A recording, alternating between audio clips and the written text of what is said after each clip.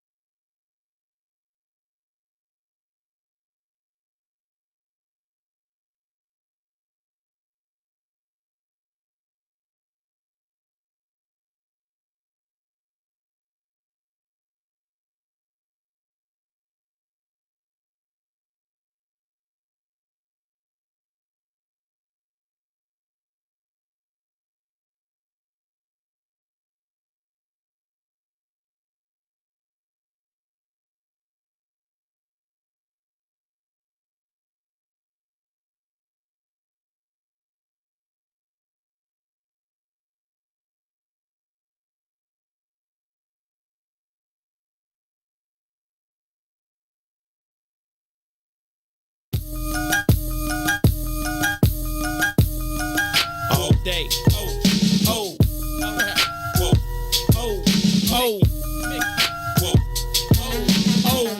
Check it out. See, while you was on the corner trying to scrape up pack money, I was driving 80 stack trucks off rap money. I'm back money. If you want it, come to the hundreds and ask for me. Meet them OGs that'll blast for me. I'm right here. Ill Adidas, $400 jeans on me. Itchy with no safety, a loaded magazine on me. Southside, that's as wild as it gets. And no, I never sold crack, that's some house nigga shit. I'm not judging, but every man that's a man gotta stand by his principles, and I'm not budging. That's Mickey, you can take it how you want, but you can never be me, you can fake it how you want. I spit that uncut raw, you can bake it how you want. Break it down any way you like, you get the same result. Get in tune, the elephant in the room has now assumed pole position. Whoa. Oh. BJ, get him. Come on.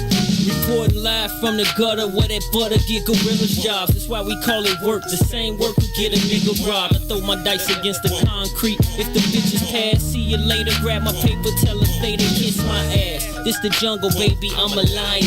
Try me, I'll be firing. The same banger saved Private Brian. You the prey, you survive and hide. Better pray that them vultures and them rovers don't go flying by them. Them other niggas just so-so. How in the birth a nigga this hot in the cold go? I went from 20-inch assassins on that Osmo to the pretty 760 sitting low on them bozos. Those are big shoes, you motherfuckers is so slow. Get caught without your heat in these streets is a no-no. Baby need Pampers, daddy need that photo. It's bread or nothing, big old niggas, you see the logo. Whoa. Whoa. Come on, Scooter. Look, I don't see a nigga alive. And if a nigga claim he better, then that nigga done lied. And if some niggas jump chose, bet them niggas done died. You can always spot a cobra by the look in his eyes. You look at his clique, check out his bitch, and look at his guys. Cause 9 times out of 10, all that tough shit be just a disguise. And that does it. I got the chrome Mac in a black luggage. Cause money ain't the root of evil, Jack is the lack of it. I stay different. I move around like y'all hate women. I'm starting to think this whole industry full of gay bitches. No checkers, it's a chess game. Catch me in the next lane. Fly nigga, bunch of ice on me like my chest brain. All money's pocketing that.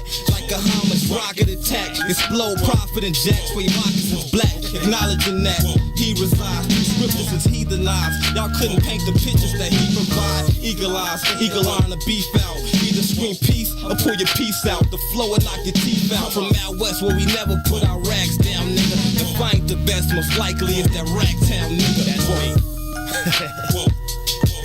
All I can see on this beat. Whoa.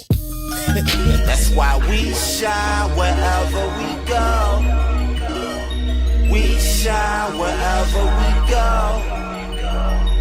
We shine wherever we go.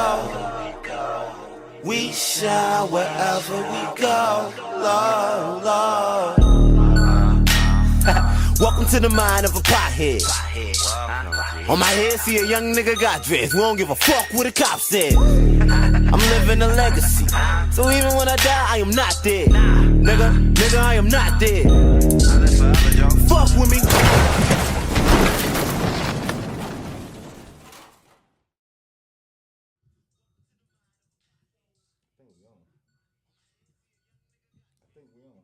Probably because Ryan's. We're on now. We're talking now. We're live. You know when that song goes off, the Goddamn intro manager, goes off. man. Manager man, bro. What is happening, good people? Hope y'all are feeling blessed on this Tuesday afternoon. Thank y'all for tuning in to this Tuesday edition of Tuesday Edition. It's Tuesday. Welcome to this Tuesday edition of I Said What I Said. We are live from inside the What's In It for the Black People Media Studios alongside Toussaint Werner. My name is Howard. Each and every weekday, 3 to 6 p.m., we get together right here with you, and we discuss issues that are impacting the black community, how those issues impact us as individuals, but also how they impact us as a collective. And along with your help, we talk through many of these issues in the hopes of finding the optimum solutions for how we can overcome said issues. Again, we want to overcome them as individuals, but perhaps more importantly, we want to overcome them as a collective. Thank you all so very, very much for choosing to be a part of this conversation. As always, your input is valued. It is certainly appreciated. Anything you want to add to the conversation, feel free to do so. We will read through as many of your comments as possible while we go through the show. We would kindly request that you please take a quick second to share the broadcast. Share it on your personal page. Share it even within your personal network. Absolutely anyone that you think would add value to this conversation or find value in this conversation, we welcome them to be a part of the conversation because we believe that the more like-minded individuals we can get to be a part of this discussion, the better the opportunities we have of finding those aforementioned solutions. So please, please, please, if you would be so kind, share the broadcast. Again, this is I Say What I Said. It is intellectual thuggery at its absolute finest. My name is Herb. His name is Two. Happy Tuesday. What's up, family? Blessed Tuesday to you too, my brother. How you? Man, if I was doing any better, I'd sell myself, man. I don't have nothing to complain about.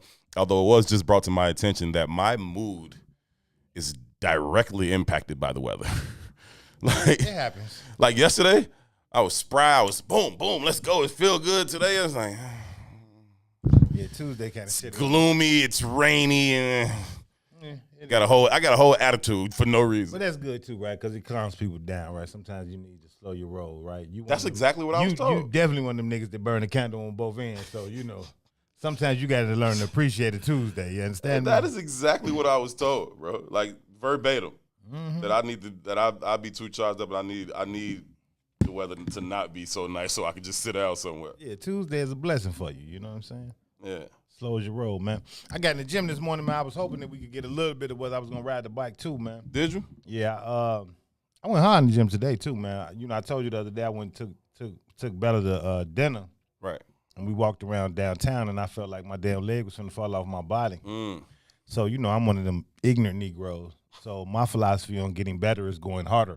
Oh, that'll do it. Yeah, that's the solution. That's the solution. G, fight through it. You know what I mean? No pain, no gain. So I went and got in the gym today. So it was really a lackluster performance in the gym today. But you got in there. You know what I mean? I went. You did more. You worked out more than I worked out today. Yeah, I damn near. Well, it was like 45 minutes on the treadmill, right? Oh shit. No, that's not shit. So 45 minutes on the treadmill, and all I seemed to accomplish was 2 miles. I was really thoroughly embarrassed, but I was trying to fight through the pain of my hip. Yeah. And the pain is starting to cause my knee from favoring it. You know what I mean? But it is what it is. So, finna get that take.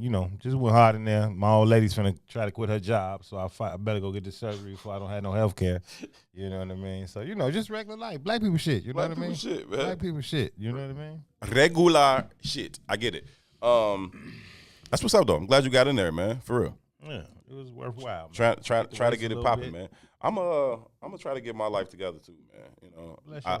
I've been steadily losing weight, but I haven't really done anything. I haven't done any cardio. I certainly haven't done any weight training. It's not tone. I'm just getting a little smaller, but I'm not getting any firmer. But you're still a young nigga though. So man, what I realized in this 45th year of life, yeah, man, that it don't come off like it used to come off. And with COVID, I put on more than I traditionally put on. Yeah, you know what I mean. Yeah. I was talking to Candace, hit me the other day. She's doing a fast, and I asked her for the information on the fast. So she sent me the information on the fast, and it's Keisha Kior, somebody or something like that, fast. Wait, you finna do one of them teas? Yeah. She told me, it's straight bubble guts action. Your ass finna be living in the bathroom. I done it before. It was a long, long time ago, though. Your ass finna be in the bathroom for a long, long time. Yeah, I got a good system. I go to the bathroom a lot anyway, so it is what it is. Look who we got on the boards. Right. Before y'all hear him yelling, because he certainly will be at some point soon. You know it's coming. Let's kick off the conversation. Maze was talking full bullshit, talking about capitalism this morning. Let's go. Let's just get him in. Maze, I got your camera up, so let me pop him on camera. Maze is in the production studio running the board. Maze Jackson, what's happening? What's up, family? I here representing for our girl Sonia, right? Her grandmother passed, and so we are, pulling double shifts. I got a taste of what it feels like to be Herb in the evenings at 3:00. I'm like, dang, which button is it again? Yeah, so I'm here. I am definitely here, but good to be here in the building with the IzWiz family. And we did enjoy our conversation this morning. And man, I'm just gonna say this. I truly believe that we have to have that as a round table discussion. I just think that the content in it and just the various viewpoints. Yeah. Man, I just think it's a conversation that we gotta have. Mm-hmm. And man, it was just good stuff. So I'm happy to be in the building and working like a Hebrew. So if y'all hear a pause, if there's radio silence, I am not Lil Ron. I'm working the buttons. I'm trying to do it. That's okay. We're gonna blame anything that goes wrong. We're gonna blame it on you all afternoon. So don't even just like we treat don't even worry about it, Lil Ron. Maze here got 100 million things going on for real. Maze then turned the lobby area Sweatshop into a whole sweatshop. He got 3 Asians working. No, let me stop. hey. Let me stop. But we will get into that a little bit too. And Maze, you also reminded me earlier on the Maze Jackson show about something I wanted to get into, which is did you see your boy fall up the stairs to Air Force One? Yeah, I saw it. Hilarious. And let's be clear, just for clarification's sake. That's not my boy. That's not your boy. For clarification's sake. Gee, not only did the nigga fall, His dumb ass couldn't get up, G. He failed like 3 times, G. Have you seen the meme? You know the little wheel thing that the old people get so they go up the stairs? Yes. So somebody connected one of them to Did that to Air Force One? you know the little things they get put on people at their house? Yeah. I forgot what it's called, man. But I know the internet is undefeated, G. The chairlift. The chairlift, G. You better stop laughing with your one hip having ass. It won't be on camera. It won't be on camera, my G. Hey, that's funny. I wish I would have seen that. That is hilarious. I watched that man fall the stairs at least 15 times, G. It was hilarious. I couldn't stop watching it. It was hilarious, bro. Because now, you know who I blame for it? I blame Barack. What you mean? It's Barack's fault that Joe fell up those stairs, bro. Because until Barack made it cool to run up those stairs, all them old-ass white men used to walk up the stairs like they had some damn sense. Barack put the swag on it, running up the stairs, so now he feel like I need to run up the stairs. Fam, you are not Barack. 95,000. You are 9,500 years Barack old. was what, 40? When he got elected, 40? I don't know, young. 45, something like that. And in relatively good shape. You know what I'm saying? He hoops, he jogs. You know what I'm saying? He's a Negro. He's a Negro, fam. You ain't us, fam. We got different G's, cuz. This ain't that, fam. This ain't that. And that ain't 5 stairs, fam. It's like 50 of them motherfuckers, or at least. But you know what, though, G? His ass tumbled. Outside, could not get up. My hip being horrid. My very nature is clumsy, right? Okay. It's genetic. I got it from my father, honestly. Okay. You know what I mean? I've seen that man fall into a refrigerator. You understand me? Not fall into the refrigerator, fam. Yeah, and I got the same kind of tendencies, brother. So it happens, man. The last real embarrassment I had on that move, you know Corey Gilkey, on the Leaders? Yeah. So Corey calls me. He's like, let's go ride, man. Let's go ride. So I was like, bet. So we go ride. Now, mind you, the hip is bothering me, too. This is a long time ago. But I still don't know what's going on with my hip. I'm thinking it's a growing pull. Okay. Right? So we ride to the lake. I mean, down to Navy Pier from, roughly 67th to 63rd. One of them I don't remember. But on the way back, Corey and all his people, these is Corey's people, too, so I don't even know these people, right? So on the way back, they got the little hill behind Soldier Field. Mm-hmm. So they jump off the bike, and they run the hills. You know what I mean? So because my groin was hurting, I was like, man, I'm not on that. I'm not finna run no hill, bro. Right. But then Corey kept pumping me in my ego. You know I'm a Leo, so my ego got pulled, and next thing I know, I'm running the hill. You know what I mean? So I run the hill a couple times with them. We get back on the bike, and it starts to rain. It's like drizzling a little bit. But after running this hill, I had noodle knees. It was dead. You understand what I'm saying? It's dead. And it's raining. It's like drizzling a little bit. So as we coming out the hill, we coming behind McCormick Place, a little slip behind McCormick Place. Yeah. I put my head down because it's raining. I'm trying to wipe my eyes so I can bust see. your face open? Wait a minute, man. I look up, and right in front of me is a old black man. Now, had it been an old white man, I'd have just ran into him and ran him over. But it was an old black man, and I just didn't have it in me to run him over. You understand me? So I tried to adjust really quick. You understand this is funny. And it just didn't go well. And I slid for like 30 feet on the concrete, and it was all these people attached to Corey. Corey part of that upper echelon bougie Negro brigade. Yeah. So there was a lot of women out there that's part of that upper echelon bougie Negro brigade too. And you bust your shit in front of all of them? Yeah, I fell from like McCormick Place to 55th. Hey, G, listen. This is my ego, okay? If I fall in front of a bunch of people, you just gonna stay there? I'm going to die. Okay? I'm going all the way. If I fail, y'all need, it got to be past funny now. It got to be like scary. It got to be a tragedy now. I'm not going to just fall like, I scraped myself a little bit. No, I broke my neck. Somebody got to call the ambo. Shoot me. Somebody, you know what I'm saying? Nah, shoot me. If you catch me falling in front of everybody, it is catastrophic. Oh shit, I'm hurt, okay, fam? It was bad, G. I got up so damn fast, though. It was like a bouncing ball. It's like I hit the ground and really didn't even realize I was there.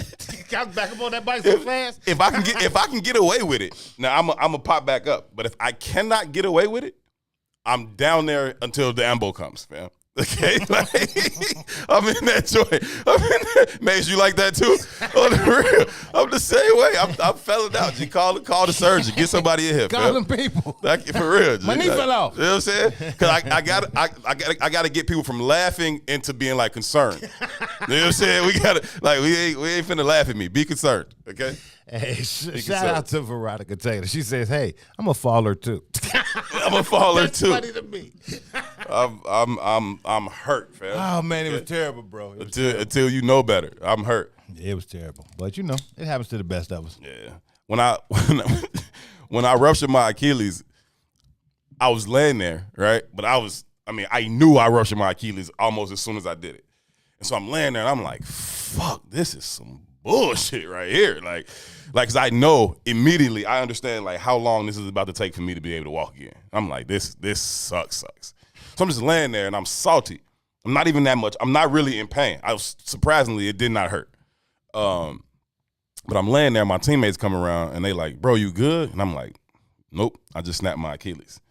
And they like, no, you didn't. And I'm like, yes, I did, fam. Pretty much did. And they didn't believe me because I was just talking like that. But I'm like, nah, I really did just snap my Achilles, right? And so they like, damn. And so now the other team, they Was it talk. painful, cuz? No, G, it didn't hurt. Like, surprisingly. Like, it didn't, like, I don't know if this was just adrenaline or what, but it didn't hurt. It was shocking. I can tell you that because the sound alone was like, it was like, bow. And I was like, what the fuck was that? And then I'm like, and who threw something at my shoe, right? Because the play had just started, so I knew nobody had came in there and touched me. The play had just started. I took the snap, tried to explode out to my right. I was going to scramble out the You said explode. You was going to explode? I thought I was. Oh, okay. And in my head, right, I was going to explode around the right edge, and I was going to go score. That's what was going to happen in my head. But I was so hyped up about it in my head that my foot wasn't ready for how charged up about it I was. So I pushed off of it, and it just went, pow. It was like a shot. And I was like, what the fuck was that? And then I was like, and who threw something in my shoe? Now, all these thoughts go through my head real fast. It happens quick. Take another step, tumble over. And what's up, man? Why? Who threw something at your shoe? Nobody. No, I don't understand what. And when I ruptured my Achilles. Did it feel like blood come out or something? When you rupture, No. it's like your ankle disconnects from your foot. Yeah. So it's almost like you're carrying your foot now. Yeah. It feels like you can. Okay. So I've seen it happen several times. You can see it disconnect. yeah, like you can Google when KD ruptured his, you can see it. Like you see it, like it just pops. Yeah. Hoopers, it happens to ball players a lot. So I've seen it a bunch of. God's willing, I've never had issues with like my legs. I ain't never had it. That was the first time I've ever been hurt in my life. I used to sprain my ankles a lot, but that was the only thing that ever really happened to me. Yeah, that Remember the boy at Louisville when his kneecap came through? Yes. So check game though. You know, in the comments of Lemuel, I was like, that's my brother. Mm-hmm. Me and him was hooping one time, and that happened to him. Like it came through his kneecap, bro. Like that was the most disgusting thing I've ever seen. Oh. And he was so pissed because I was like, damn, do it hurt? Nah, it feels great. Fuck is wrong with you? He's like, fuck is wrong with you, You know what I'm stupid? saying? Look at it. Do it look like it hurt? It was so nasty. It was so disgusting. Nah, I was like, gee, you dying. You are ignorant. I hope you never around when I fuck some shit up. I'm gonna beat your ass. Oh, God. I'll be like, hey, yo, too. When I can get up, fucking you up, man. Okay? Oh, that was too funny. It wasn't funny when it happened because it was disgusting. It was like, I was like, oh, shit, we're in trouble. This is a big deal. Yeah. But after we realized he was cool, man. Wait. What? He pops his kneecap through his leg, and you say, "Oh, we're in trouble in this game." No, we're in trouble. Period. That shit. You think? Oh, I thought you meant like, oh, I don't. You know, we I'm down not, a player now. Like, Yeah, I fuck don't the know game, what to do fam. in Man, legs outside. I don't know what to do in those kind of emergencies. Oh, there's nothing to be done. You know what I'm saying? Like, what the fuck do we do here? There's nothing to be done. So we called the ambulance, but I mean, like, I've never seen that in real life. Yeah. But to see that in real life, I was like, what the fuck happens now? Like, When I was done playing and I was coaching, one of my kids, a kid named Dominique Styles, he was playing corner. Something happened. He fell, put his hand down, tried to brace it, and his thumb like came all the way back the other way. Mm-hmm. So he runs over there, right? He runs over there like Hank, like he like holding his hand, like holding his arm like that, and he run over there and he like, coach, my hand, right? And he got beat for a touchdown on the play. And him and shit about the touchdown. Him and this other kid named Westside, who's from Chicago, and so I met him. He was like, I'm like, what's your name? He like, my name Devontae. Everybody call me Chicago. And I'm like, why do they call you Chicago? Right? Because I was down in Champaign. I'm like, why do they call you Chicago? He's like, I'm from Chicago, coach. And I said, okay, where you from? Like, Chicago. I said, fool. I'm from Chicago, okay? Where are you from is what I'm asking you.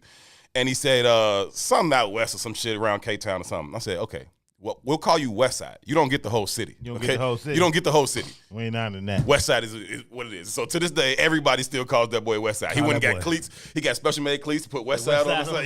Yeah. But anyway, both of them, every time they got beat, they was hurt. Right? I'm hurt. So he come over there running and he got beat. I'm like, Styles, you was in perfect position. If you turned around, you really could intercept the ball. He like, nah, coach, for real. My hand. I look, he pulled it out. His fucking thumb is going the other way, and I'm like, yo, I'm the person that's supposed to help you. I got nothing for you on this. I'm like, yo, give me the towel. Give me one of those towels so we can cover this up because I don't want to look at it no more. Like, give me the towel, cover it up. And I was just like, I just called the trainer. I'm like, yo, come get him. Like come get him. I see. That's the blessings of being in Champaign. That y'all have a trainer. Yeah. Well, we had most sidelines. The coach is the trainer. The coach is the trainer. All that. You everything. Yeah. I'm like, yo, please come get him.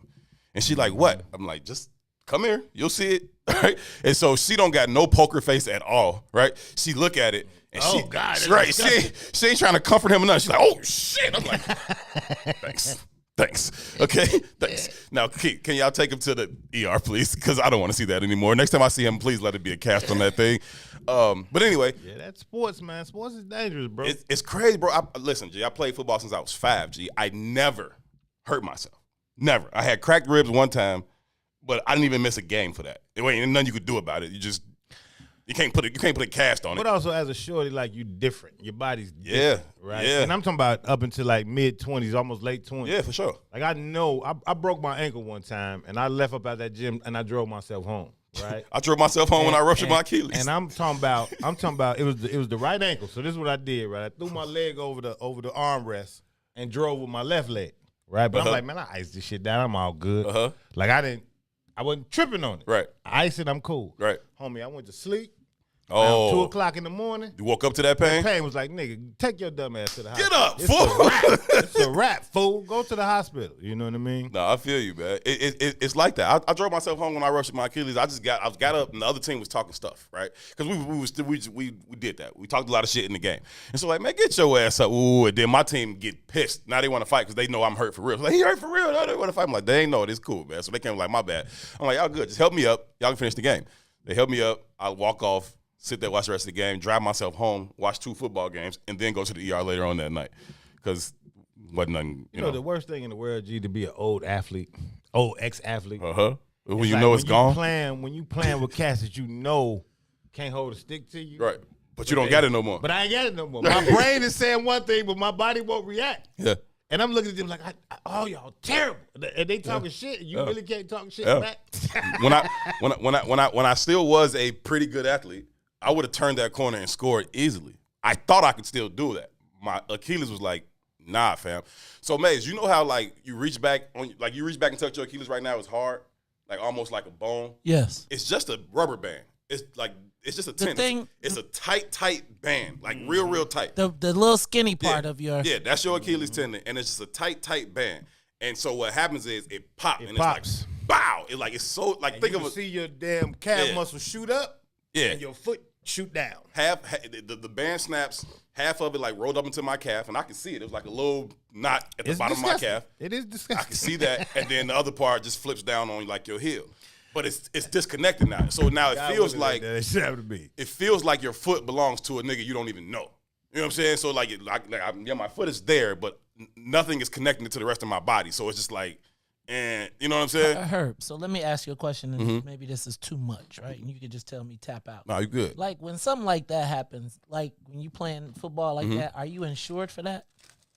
Like, how does that, like... Yeah, I mean, I just use my regular insurance. Okay. You know, like, you're not insured by the league. Yeah, the league, the league is just a recreational league. It's just a bunch of has-beens still trying to play ball. That's it. Ooh. So the league don't give a shit. I mean, they gave me ice and a chair, like, you know what I'm saying? Like even the shorties though that play like organized pee-wee football, they not sure about that. That's on you. You sign a waiver the minute you sign up. Yeah, you sign the waiver and that's that. Man, I was out at the shorty football game out of Steger, G. I don't know what them kids at Steger be eating or how well they was cheating. Yeah.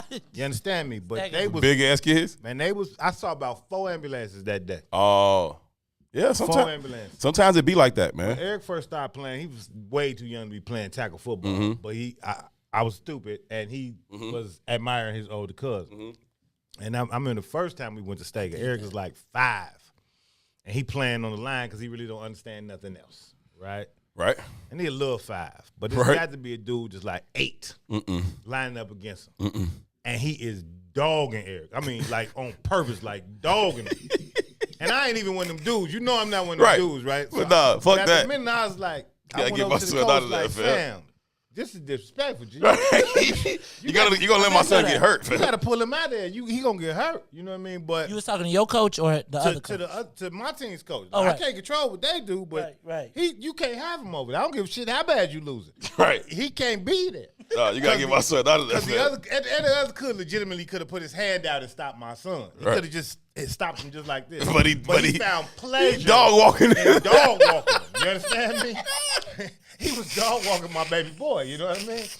But one thing about it though, every time he got dog walk, he got back. Get right back up. I had to salute it, but I was like, "Fam, run that, get off that field." No, I feel you, man. It's no fun like that when it's like you got this beast and there's nothing you can do about it. I've never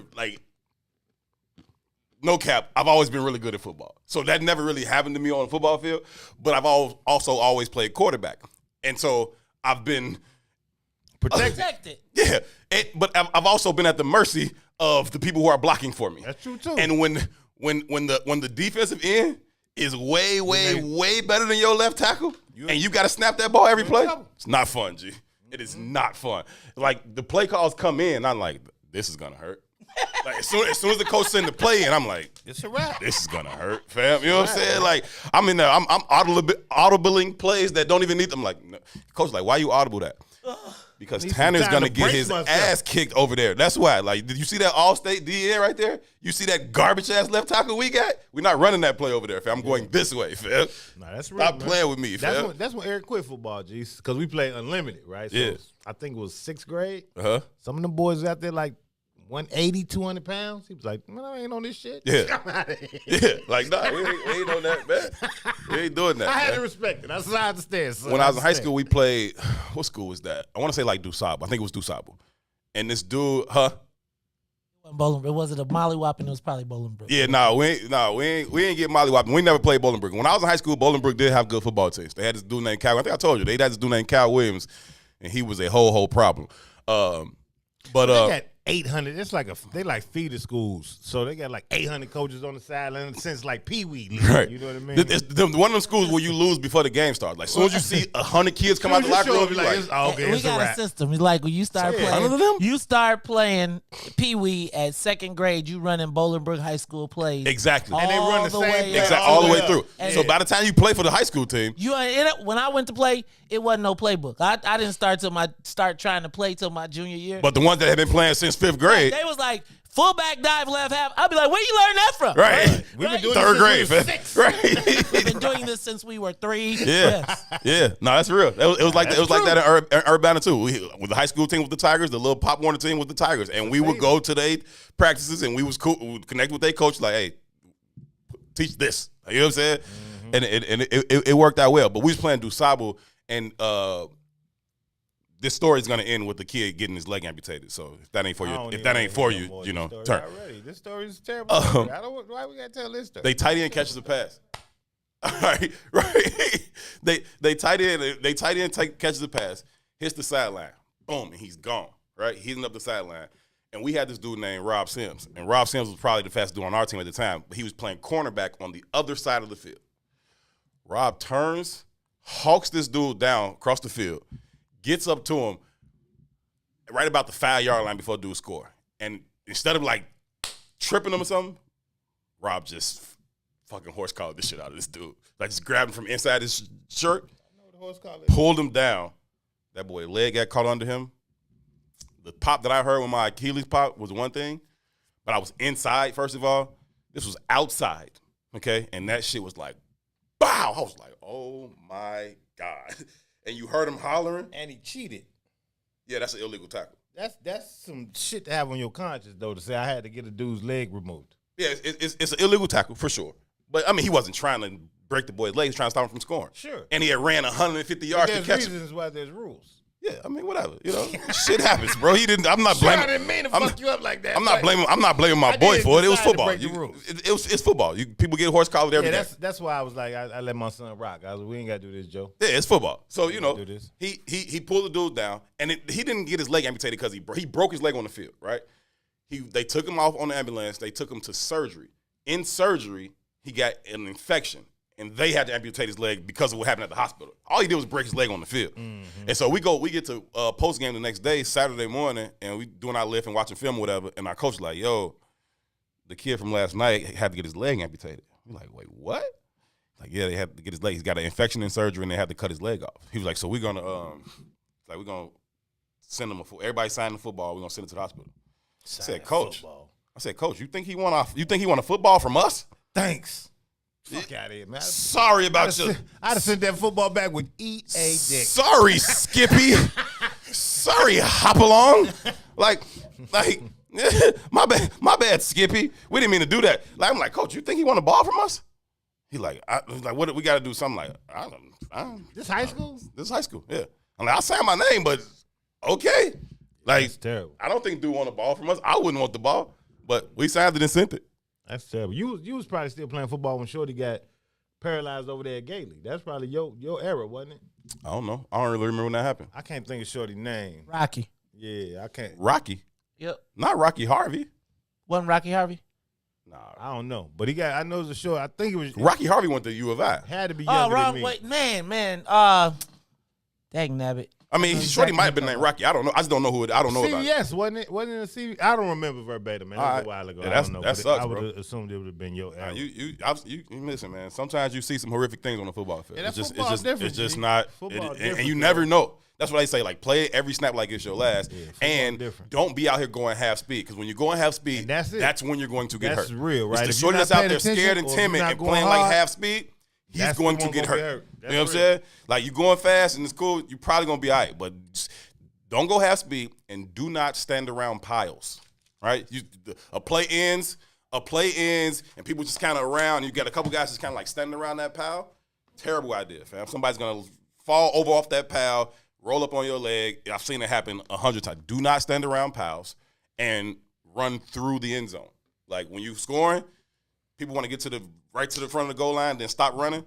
Like, no, run through the end zone, because that dude who's chasing you, just like I was just talking about Rob, he's been chasing you for 100 yards. I know. He wants to touch you regardless. Like, his instincts just want to touch you. So he's going to touch you even though you just run clear through that joint, fam, because he's going to pull you down and you're going to get your leg amputated. And football is so dependent. It's different, man. Right? You got to depend on so many other people. Like, I was telling my nephew that today. The most viable team sport. I was telling my nephew I don't care how good you are in football at your position. It's not the same. If your team isn't on point, you ain't shit. My nephew had his first football game yesterday, and he's a really good basketball player. And so he's played on some bad basketball teams where he's been able to carry the team and still win. He played his first football game yesterday. They got smacked by like 40-something. Yeah, it don't work like that in football, He's like, man, they trash. I'm like, yeah, I know. And I'm like, you can't save it in football. Like, you see, listen, ultimate team sport. You cannot save nobody in that game. It just is what it is. But he'll learn. He's good. But happens. Yeah, he got himself smacked too, trying to be Superman. Let the ball roll around on the punt return. Then he thought he was gonna pick up at the last second. Nope. Head. Anyway, man. Yeah, that happens too. It'll happen to you, man. We're gonna take a quick break. When we come back from break, we gotta get into some things, man. So I know May said he wanted to do this roundtable conversation, but I want to touch on that too, man. I've been reading this new book. I got this new book called Slavery's Capitalism. I just want to pull some stuff out of that book real quick and just talk about it for a quick second. Better that. We'll do that on the other side of the break. This is I Said What I Said, Herb and 2 till 6. We'll be right back. WIFTV PM. Everybody's talking about the all-new Sam Silk's Chicken and Fish. Place your order today for a delicious meal. The chicken and fish are fried to perfection, featuring a wide variety of catfish, perch, tilapia, whiting, and shrimp. Now it's your turn to see what everybody's talking about. It's the all-new Sam Silk's Chicken and Fish, Chicago's newest spot for a delicious meal. Stop by at 2537 South Wabash in the South Loop, or get contactless delivery from DoorDash, Uber Eats, Grubhub, and Postmates. For more info, call 773-807-9010, 773-807-9010. Sam Silk's Chicken and Fish is open just in time for lunch, or take it to the house for a delicious dinner. It's Chicago's new spot for perfectly fried chicken and fish. Don't wait any longer. Try it today. Sam Silk's Chicken and Fish, 2537 South Wabash in the South Loop. Sam Silk's Chicken and Fish. This is it. Day one. The red letter edition. Big Luda. We can chop it up, get our profits up, get this dust. If you just rotate with me, yeah. It's not a song, I'm trying to put you on to what I'm on. Before I finish breathing, I'm moving the masses like minister speeches, penning classics as I finish my thesis. Not a pastor or a preacher, my passion is deeper. Rapper / teacher, trying to master the teachings past the sinister streets and moving bags past the police is speeding fast in the evening. The truth is, it's all about eating, but I'm feeding food for thought for those either fasting or feasting. Putting faith in my beliefs when I'm speaking, looking straight till I'm decent, at peace with no fear, believing it's real. I tell them it's heaven, but it's hard when you talking to niggas with no ears. From clouds of chronic coughing and sessions, off walking and stressing, straight lost in the essence. I pause for a second with my thoughts and reflections. I take my losses as lessons, but it's all just a blessing, and that's the mess. We can chop it up, get our profits up, get this dust. If you just rotate with me, yeah. It's not a song, I'm trying to put you on to what I'm on. If you just rotate with me, yeah.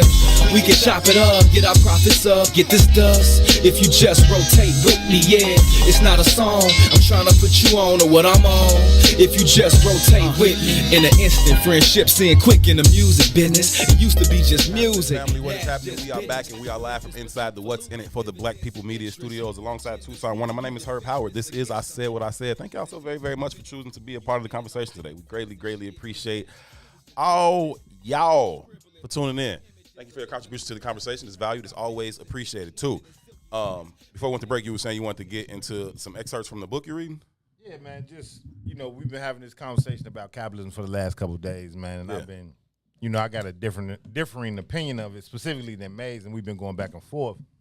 And I got this book called Slavery's Capitalism. I wish I could remember the author's name, but I can't right now.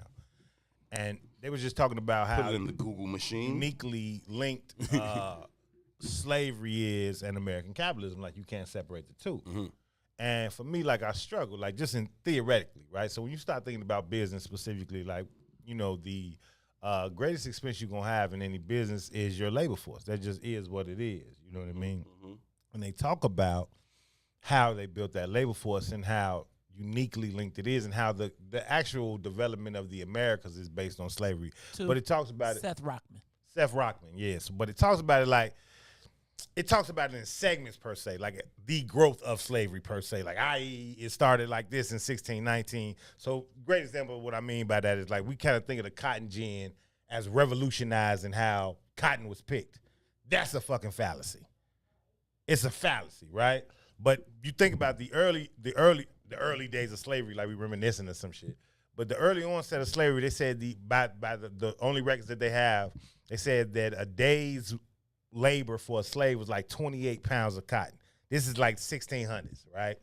Come 1700s, a day's labor for cotton went up to like 200 and some pounds of cotton. This is one slave. This is cotton, G. Right. Imagine picking enough cotton to equate to 200 pounds in one day, right? By the 1800s, this ain't cotton gin. This is people, G. Right. This is people power. 200 pounds? It went to 400 pounds, bruh. These ain't and this is just what they got on record. There might have been some exceptional slaves who was doing 600. These ain't people though, bro. Right? These are saw slaves. 12 years a slave. You saw a girl used to come with it. Gee, could you imagine 24 hours? Fuck no. To pick every day of your life. Fuck no. And get 400 pounds of cotton. How much goddamn picking is that? No, I'm not. You got to think about the thorns in the cotton. So your fingers is you know what I'm saying? busted. Pricked If out. your fingers, to pull the cotton off the joint, to take it out of a cotton plant, you cooked. No good. No dice. I can't.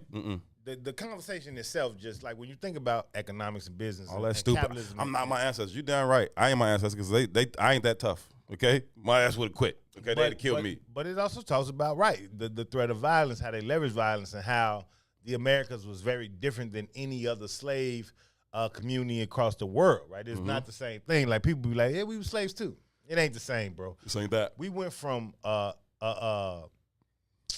no industry country to being the leader in the. We built an entire fucking country. But we don't think about it like this. Think about Saudi Arabia and oil, right? Today's livelihood or today's environment or today's demographics, we depend on oil. Like everybody leverages Saudi Arabia for their oil. Right. It's a high-powered commodity. Everybody wants it.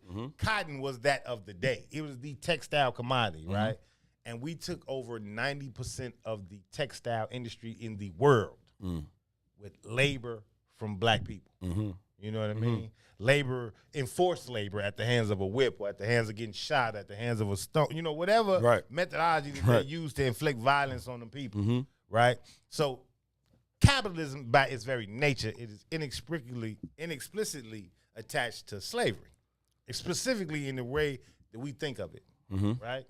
Now, on one hand, from just a very logic standpoint, if you're running business, if you have anything to do with industry, you know that the highest expense you're going to have is your labor force. Sure. Right? So if you was to ask the average human being, are you with slavery? No. What do you think their response is going to be? He'll say no. Right. But inexplicably, the only way to get to the kind of capital who's the slave, though? Amass. Who's going to be the slave? Because I'm going to just say, if I could get me a bunch of white slaves. You can't separate the two. I'm just saying, if you ask me the question, I'll be like, who's going to be the slave, though? Because if you ask me, and I had the opportunity to advance, and you ask me, are you in slavery? I'll be like, who's on the upper end of that? But be clear, though. We still at the slave end as a community. Us and the Hispanics, right? And they're leveraging the Hispanics to do most of the labor now because they have they have a debt to us. Let me pause you on that because I saw a video the other day of a bunch of Latino men, right, working in a strawberry field. Dog. Some shit. Dog. Bro. The way that they were churning out these strawberries, it's unbelievable how fast they were moving. And they got to run. They got to get them and then run because they got a certain amount of time to get as many barrels as they can to wherever they got to get them to, right? And they shipping them, they pack them, and just like you get them, just like they come in the store when they're in a little plastic little container thing, that's exactly what they putting them in the field. Like, so but it's, you would have thought the tape was on fast forward, how fast they were getting the strawberries out of the damn bushels and like into it was crazy. It ain't that crazy. I told you I got in trouble when I had to move to Iowa in high school. I was always confused about why they had such a huge Hispanic population in Cedar Rapids, Iowa. It just didn't make no logical sense to me. But when you think about, agriculture and farming, they was there seasonally and they ass would be out of there when the school season started. Like at 14, 15, I didn't understand it. But I always be like, why? How the hell you get to Cedar Rapids? Right. From Mexico. You're so stupid. And it was Mexico. They wasn't speaking no English. They was real Mexico. You understand what I'm saying? And I always used to be confused, like, why y'all here? I don't get it. Right. What y'all here for? Slavery. That's why we're here. Yep.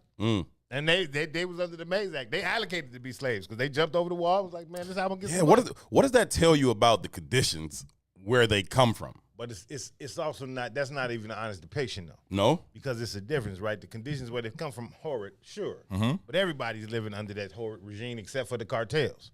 So when they get that slavery from them strawberries money, they can go back to their home countries, which is what they do. And ball out. And ball. Right. And build, right? Right. They can build. They can build. I know some Nigerian cats, to come here, and I know this sounds stereotypical, but it's true.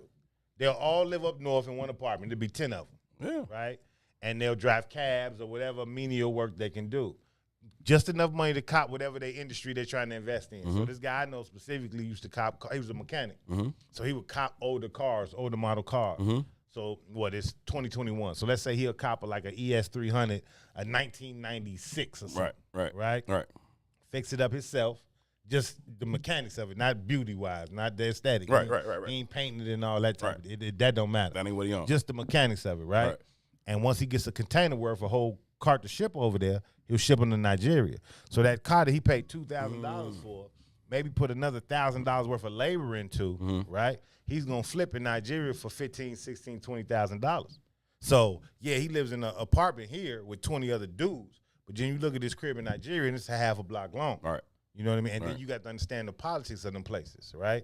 You build that crib. It's not like here you got to have zoning permits and this, that, and the third. And they build when they got money. Right. I got enough money to build now. I can build. We can build a little bit. Right here. When I get some more money, you build some more. Right. Right? And there's no property tax. You're not paying on this forever. So it's a different kind of philosophy. So, yeah, it sounds one way, but it's not really it can't be. You can't compare the two. That slave had no option. Oh, no, I wasn't You know making what a I mean? comparison You at was all. being bred. You didn't get nothing. You was bred. I saw some shit the other day. Gee, this dude was a breeder. That was his title. He was a breeder on the slave farm. Yeah. The man had something like 72 children, G. Because if you think about the ability to multiply your property, right? And if you think about, you would remember. I was reading something the other day where they said that a slave woman tried to get her to make 12 babies. On right, average. and if you can make the 12 babies, then after you made your 12, then they be like, okay, we'll give you the opportunity to be free now because you have multiplied us 12-fold. And so Trade one for 12, no problem. Right, but by the used time up one too. Right, but once you get through, you had 12 babies, you cook. Yeah, you washed up. It's nothing left for you. Yeah, no, that's real, but it's crazy. But like any other breeder, if I breed dogs. I'm breeding them. I'm trying to have a bunch of puppies. If you saw them as animals, right? Like that's if what I'm you saw saying. them as animals. That's what I was saying when you chattel. were talking about the story of the cotton. I'm like, not people. Not you like these people. Like we know these are people, but the people that's making them do it, they don't view them as people at all. And there is no consequence to the abuse of them or their body or like where we wince and it translates all the way up to the fact that they don't give black women damn near birth control when they having babies because they don't visualize us in that way. I don't disagree with you as it relates to how we were treated in that space. Two, I do think though that in the relationship to like when we were talking about those people in Mexico or who have come over the line or whatever, I think that they've done the math for themselves and they've done their value asset is, okay, I'm going to come here and I'm going to eat shit for these 12 weeks, but then I'm going to go live like I don't want to say a king, but I'm going to be able to go ahead and climb up that ladder. Right. And I do feel as though there are some things that some people just like, I'm just not doing it, G. It's like, I'm just not going to do it. And then there's people like for me, I remember being in Lyle working at McDonald's.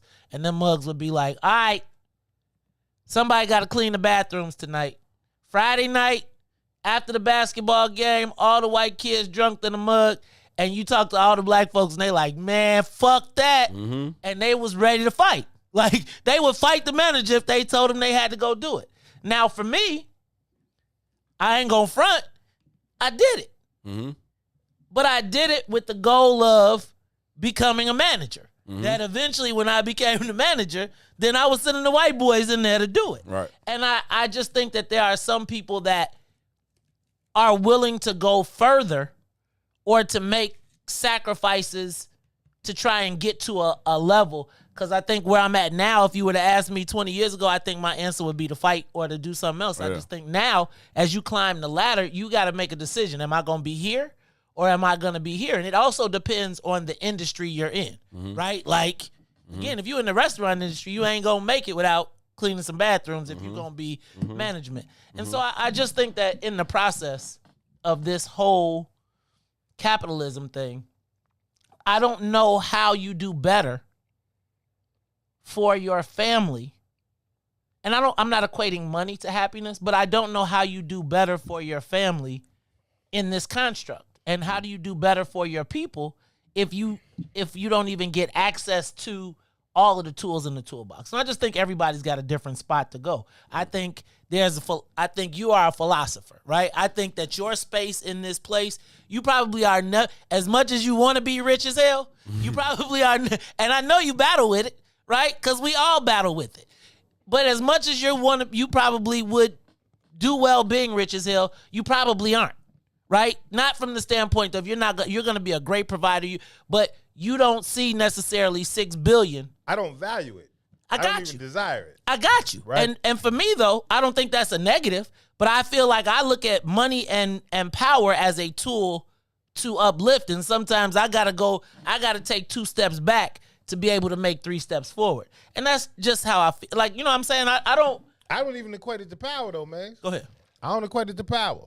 Right, and I think it's about finding your tribe. Like, so in that same vein, like you say, I'm a philosopher, but I'm also a laborer. I'm also a creative. I also got a skill set. Like outside of this room, I'm a totally different guy. I wholeheartedly agree. Right, wholeheartedly agree. At the end of the day, but man, are you a capitalist when you're outside of this room? I have to be, because we're in the nature of this engine. But my mindset says, how do we change the goddamn institution instead of fitting into the institution, which is what brings me into the room. Okay, so I'm suggesting this though: when you go into a meeting, you make a decision where you're going to be, right? You make a value assessment. You say, am I going to be an asshole in this meeting? Or am I going to not even bite my tongue? Am I going to carry myself in a different way, right? And I just feel like it's subjective. I just feel like that whole premise is subjective.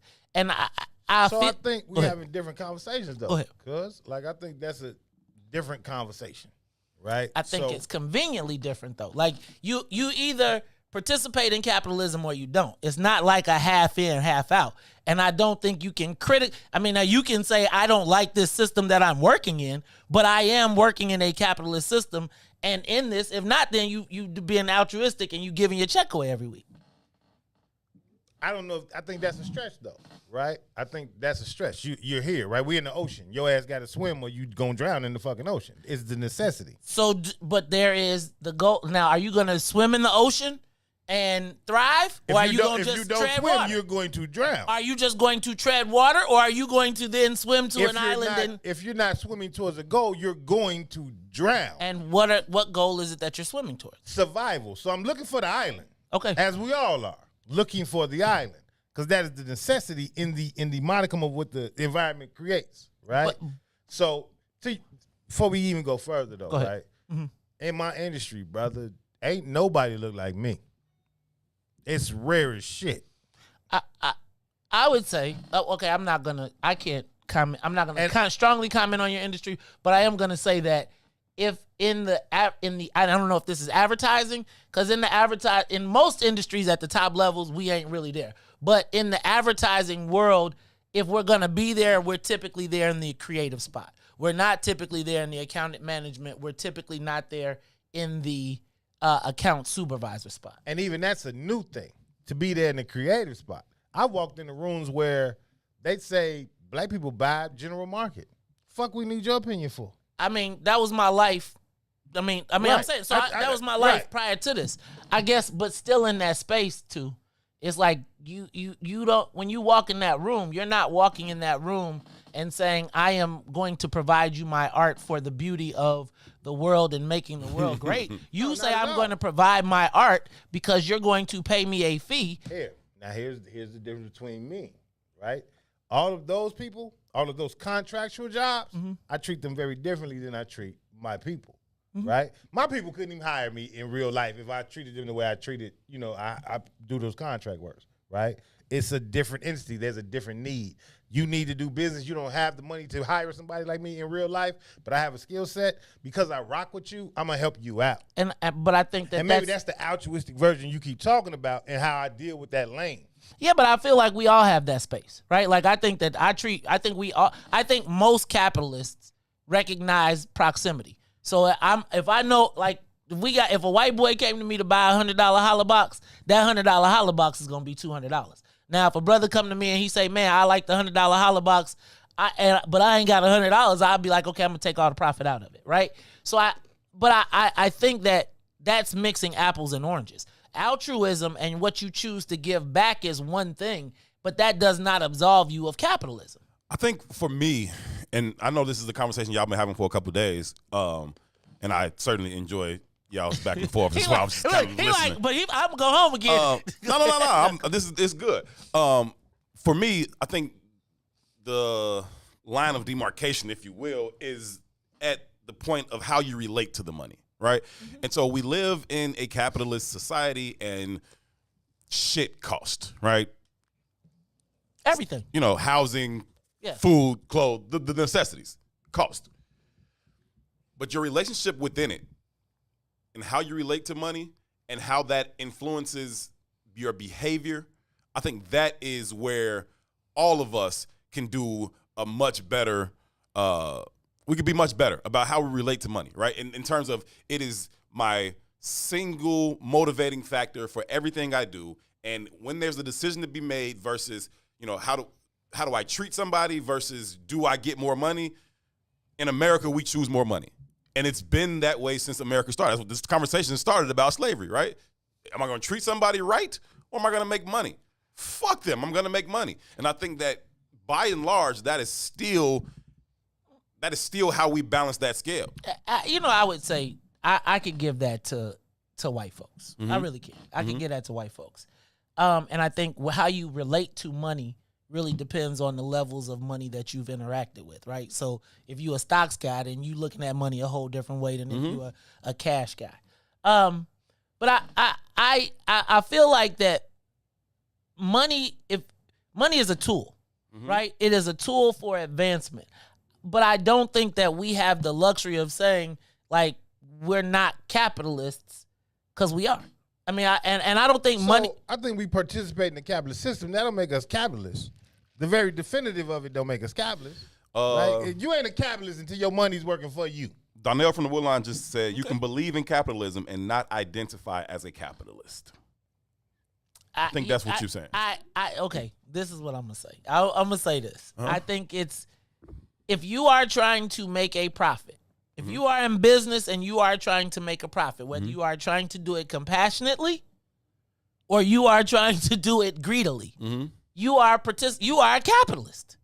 Like, unless you are advocating for socialism, and I said this yesterday, what form of government and economy are we talking about? What has worked? It's either a dictatorship, it's a monarchy, it's a it's socialism, communism, or capitalism. Now, where do we fit in those? Now, as we look to create a construct, then as we create the construct that Two talks about, I'm with that. But until that is defined, nobody gets to say, really, you didn't do good with your money, or I don't like how you relate to money. How do you know? Really what we're basing this on is what we've seen on TV. Like, as it relates to, because my interaction with you as it relates to capitalism has been a positive interaction. My relationship to you in relationship to capitalism has been a positive interaction because we are all focused on the direction. Yeah. And so, for me, I just, again, it's about the collective, right? And so how do we get to a space where we understand that there's a need for money, but then we use it for the building of the collective community. We don't and even not have this individual pursuit of the bag. But I think until we get a collective, right? I agree. I'm suggesting that, like, quite frankly, like, we're talking about the world as we'd like it to be, not the world as it is. Sure. And so, from my standpoint, it's like we're counting people's money before we even understand what their goal in life is. And I don't know if we're putting it in the wrong order, right? And when I say in the wrong order, I think that self-preservation comes first, and then after you get to through self-preservation, then you probably move into the blackness. And I think oftentimes what happens is, do we ever cross that bridge though? What? Do we ever self-preservation? Yeah. Do we ever cross that bridge from it's like about me to now it's about this collective thing? I can't remember how Beach put it, because Beach, we says, and it was in context to another conversation. Beach, your uncle? Okay, yeah. cool. But he was like, self-preservation isn't first. It's like identity is first. Having a reason to be here is first, because it creates the way you self-preserve. And I'm gonna say this. I And that might have been misquoted. No. I'm gonna be honest with you. I'm probably not as deep. I'm not. I am not self-actualization. Right. I am not. I'm not as deep and I'm not as philosophical. I probably read all the books, not all the books, because I'm nowhere close to that. But from Destruction of Black Civilization. 2 read 14 books today. This morning. Shout out to Sadiq. This morning. But I'm going to be honest. I think that sometimes in dealing with blackness and all of the other spaces, it gets complicated, right? And all I say is, at a certain point, I'm tapping out, and I'm going to just try and do the best I can for me, mine, and my community the best way that I know how. And I think, and that's part of what I was talking about yesterday with the whole how deep we get in the process. And it's like, yo, Joe, some days I'm just trying to make it through the day. Yeah. And so I just think that I'm not as deep philosophically. I say like this: at the end of the day, did what I do help black people in some way, shape, or form? I don't know how much or how little, right? Because some guy could read to you every day and never give you $1. And then we saw Terrence say yesterday Emmanuel Jackson paid for him and all of these people. We never heard of him. We don't know what they've done. And so I've moved away from kind of trying to judge people because I really don't know what Jay did, right? Yeah. I think if you think about the Khalif Browder thing, right, you can minimize it, but I would tell you that probably led to where we are with bail reform, because it raised it all the way to a high level where everybody was like, yo, what the hell is that? Now, was that a contribution? Does it count? No, yes. And who are we to say yes or no that it didn't? Yeah, I think it absolutely does. And for me, I'm also have gone away from a space of like, trying to convince anybody else about how they, go about this process, right? Like I'm not just, whatever. I think that it is incumbent upon those of us who are of like mind to build and move in that direction. And then people will see it, and then you won't have people saying like, okay, y'all want me to stop doing this to do what? What is the other thing? It's like, this is the other thing, we're doing it. And I think that responsibility is on those of us who understand it in a certain way and want to move through it in a certain way. More so than it is to convince other people. Mace, turn that mic down. Turn that mic down, man. But I think, first of all, we got to want to understand the entity itself. I don't think we even understand capitalism, personally. I don't think we understand government, period. So to say we understand the economic system that runs the government is foolish, right? But I want to read Salim's comment because it is true and it resonates. It says, this is a capitalist/socialist hybrid. Public financing of non-marketable necessities is a function of all advanced governments. The relationship of profit motive to communitarian goals is an ever-shifting dynamic, right? So we talk about this capitalist construct, but in reality, it is a capitalist/socialist construct, and that /socialist construct feeds the industry that you think are just driving or breathing or surviving strictly off their business acumen and their modicum to understand profit. That's just not true. Right, we all know that the government bailed out the auto industry a few years ago. Had that bailout not happened, the auto industry would have been done. Fuck them. Right, just like your black businesses is done when COVID comes around, because ain't nobody coming to bail your ass out. Right, we bail out the banks, the auto industry. But that's what I mean when I say, the Asians. They leverage capitalism, of course, but they operate within a socialist construct within the communes of their community. Exactly. Same thing with the Africans. Same thing with everybody else. And I said white people do too, but they don't have to do it consciously. They don't have to do it consciously because they own every goddamn thing. Right? So unconsciously, just me going out into the world, they can just be, does the same thing. Yeah. So our philosophy is very. It's modeled after that white construct. But we don't have the privilege. Have that privilege.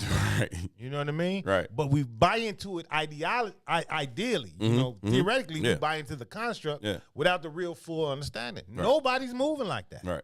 Nobody. Right. Yeah, white folks get to move like that, and they don't have to really think about it, right? It's just innate for them. And we want to move like that, but we don't have that kind of privilege. And other cultures, the Asians, the Africans, the Indians, they operate within the capitalist construct, but how they relate to the money thereafter is very communal.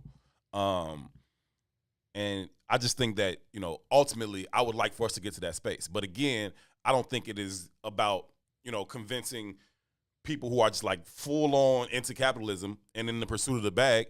One, to convince them that they're doing the wrong thing because whatever, you know what I mean? And two, to even tell them to come do this other thing. I think that those of us who think that just need to move that way and build a thing that other people would want to be a part of. Because I think that until we have a sustainable model for people to look at, I think nobody's going to be like, okay, stop doing that and do what? It's like telling the dope boys stop selling dope. Okay, cool.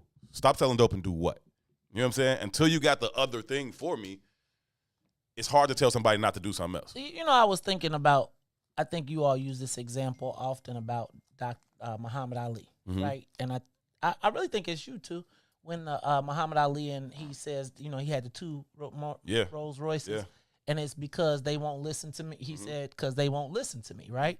And I often feel like those of us that dwell in this space, and I feel like we kind of dwell in a sort of like a purgatory, because we dwell in this space between consciousness and wanting.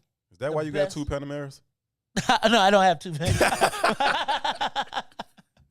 No, but I feel like we dwell in this in-between space. Like even the conversation how this sparked with the Jay-Z and the Nas, right?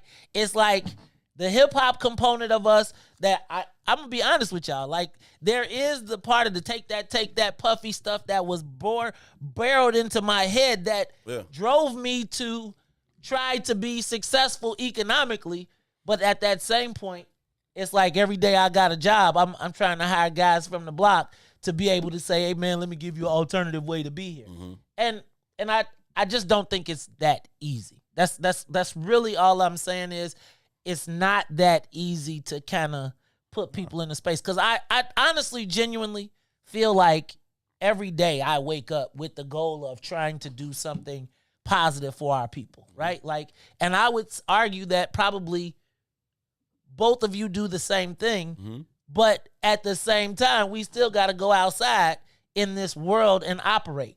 And if we're going to be successful, the reason that I feel like you two, when I talk to you about intellectual thuggery and talk to you about the young people needing you, right? And young men needing you is because you match them, right? You look like them. You can identify with them. You can relate to them. And for as non-capitalistic as you are, dude got every pair of Jordans and the shorty's gonna look, right? And it's like, your Jordans is my Porsche, right? To me. And it's your bike, your capitalistic $3,000, $10,000 bike. Look, hold on. I got a deal. Look, first of all, I got a deal. Here's how I got a deal, but it's Still really a $5,000 bike. But that's my point, right? And I've heard you in conversation talk about that bike, right? And talk about that bike as it's where you place value and the cost that it costs, and it's more than most people's cars. Remember when you found out how much the bike was? You like, and you got it locked up on a pole outside? Right. Bring it in the studio. Right? I was like, carry it upstairs. And I just think it's just hard because I feel like I fit in both categories, right? I feel like I am in the pursuit of, but I feel like there's a balance. I feel like there is a balance in between capitalism and us trying to do better for our black folks, but I don't think we're going to be able to do better for black folks in this country as socialists. I don't, because it's not built around that, and I think our relationship to money is really based on our experience with money. I'm done. I would agree with that as well. And our experience with money is that we've been a contagion of wealth. Right. But again, I think again, and you all don't talk about the you talk about the one guy, right? And so I would just say like, and I don't want to be like, well, one person did, but for me, I do know some people with wealth, and it ain't a lot of black folks with wealth, but I have seen what they've been able to do with that wealth to advance other people. And so from my standpoint, that's kind of the model that I look at. So just so I'm clear though, yeah, I'm not demonizing people with wealth. I'm not. I would never do that. I'm not demonizing people with wealth, right? And it kind of goes back to what Herb just said, though. It's about our sensibilities and how we understand wealth and how we view wealth, right? most wealth in this country was not built. It was deposited or passed down. So you ain't done shit to get it in the first fucking place. You just showed up and it was there for you.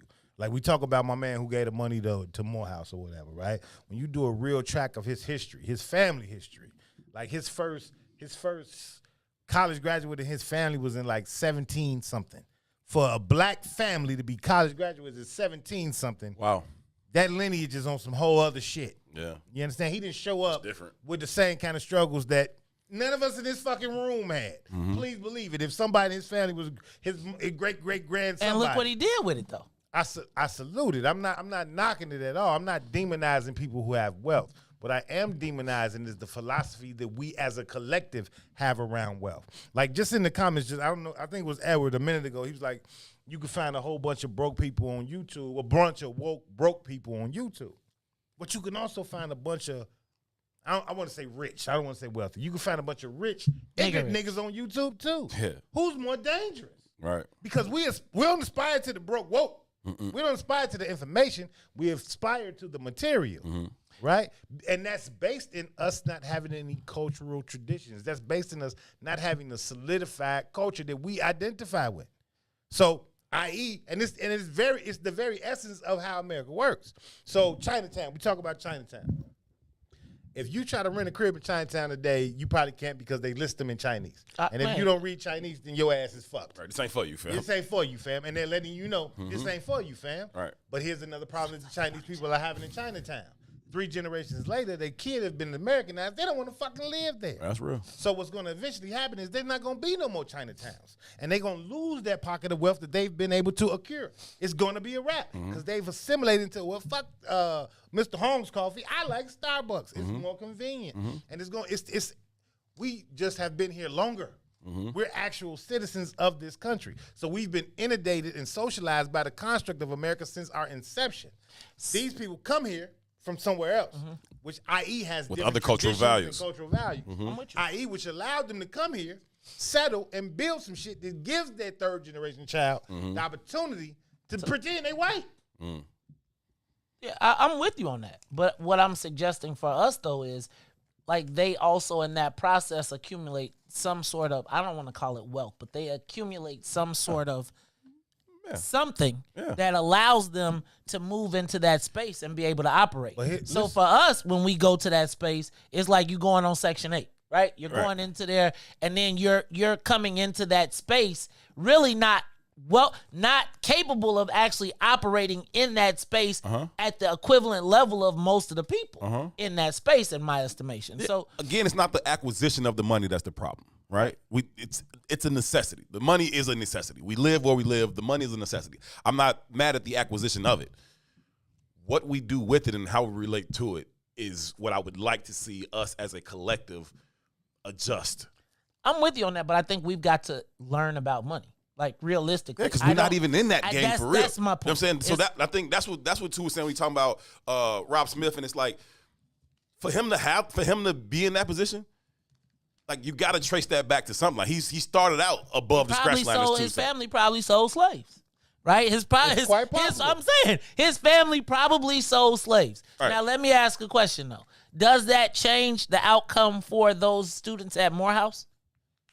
Like, does that? So was his capitalism? And I'm gonna say, because he could be Cecil Rhodes, right? He could have had slave ships going across the country, bringing Negroes back. I just think it's 6 of one, half dozen of the other. I think we don't always know. And I would argue that the wealthiest people that I've been in contact with, oftentimes we don't see 3/4 of what they do. And if we did see it, we probably would be like, nigga, that ain't shit, no way. You should have gave us more. So I think you're in a damned if you do, damned if you don't. Yeah, but I do want to work. I just think that we got to get some money, man. As he's waving $100 bills. I sold another $100. Look, and while we're here, would you like to get a $100 holla? Please support the What's in it for the black people. What is the $100 holla? What's in the box? Oh, the $100 holla box. What's in it? So in that box, you get a What's in it for the Black People hoodie, a What's in it for the Black People t-shirt. You also get a What's in it for the Black People reusable cotton face mask with From them slaves. Cotton picking. cotton picking, and it's black too. Black slaves. You also And it get hang off your ear. And it hangs off your ear. 400-pound cotton picker. And we have the adjustable ear loops. We also Oh, yeah? Yeah, we got you get a beanie with that, a beanie or a Scully, and then you get a wristband and a writing utensil, a high quality writing utensil, all for $100 in the box. Shout out to Boosie. That's what's Boosie, up. you know what? I'm gonna tell y'all something though. I'm gonna tell you about y'all Izwiz people coming on my morning show talk about that. Let me tell y'all about hashtag What they do? Is trying to gangbang on my morning show. Hey, that's the fair. We on We the just talking Izwiz, about and I'm value. telling y'all, and Devin. Yeah. You, I'm telling Gang you, shit. Devin. Whole lot of it. Devin finna lose his spot in the What's in it for the Black People pack. I'm bringing you back up on charges, dog. I be seeing you with your slight shade. He be, nah, it's not like that, fam. Hey man, we got a meeting. We got a meeting next week. We got a meeting next month. I'm bringing you up on charges again. Hey man, I'm gonna tell y'all. Whole lot of gang shit happening over here on this Izwiz thing, right? man. Trying to steal the money instead of earning it. Dag nabbit. Intellectual thuggery, my ass. Hey, behind every great fortune, there's a great crime. You know? I want to read Salim's comment too. It said that's what makes the NOI so compelling. Its willingness to embrace material wealth while dedicating itself to Black people and getting down with the get down. So it's the same conversation. Yeah. Whether it be the nation, i.e., built a nation, Right. the nation, Right. or i.e. the Arabs, or i.e. the Chinese, or i.e. the Hispanics, whatever community you go to, it's the same concept. You know what I mean? And again, we have this kind of flawed philosophy, in my opinion, that it takes capital to build community. I think it takes community to build capital, right? And I think we're operating in reverse because our whole disposition is based in aspiration, right? So we don't see any value in those next to us. We trying to negotiate vertically instead of laterally, and it's not going to work that way. Vertically, nobody has no value for you. So and what happens is you get to them spaces, i.e. the people who get to those spaces, they leverage your ass, they use your ass, and they get your ass up out the way. Because you came by yourself. You came as a finger instead of a fist. It only works as a fist, and you got to knock the motherfucker out the position. That's how capitalism works. That's it. Right? Either you going to take my spot or you fuck. Can you 'Cause whoop I my ain't ass, giving though? you my spot. Can you whoop my ass, though?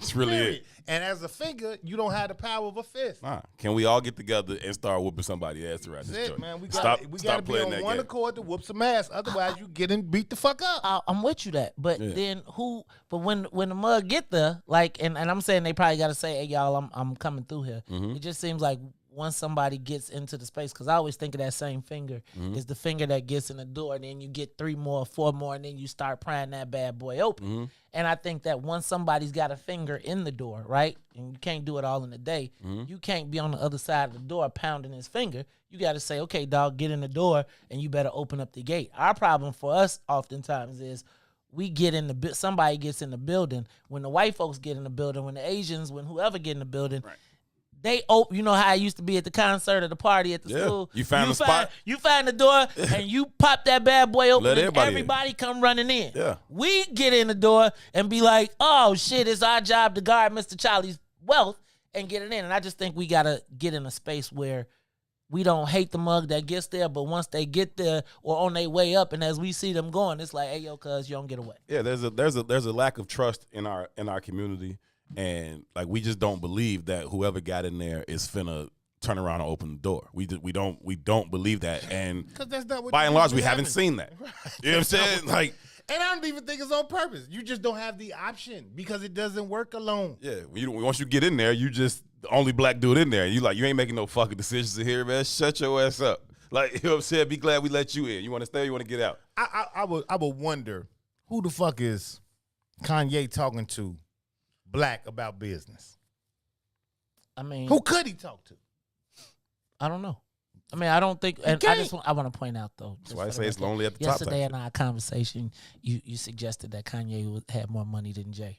That's not the case, actually. And Forbes readjusted the number down to 1.8 million. So Which is still higher than Jay. no.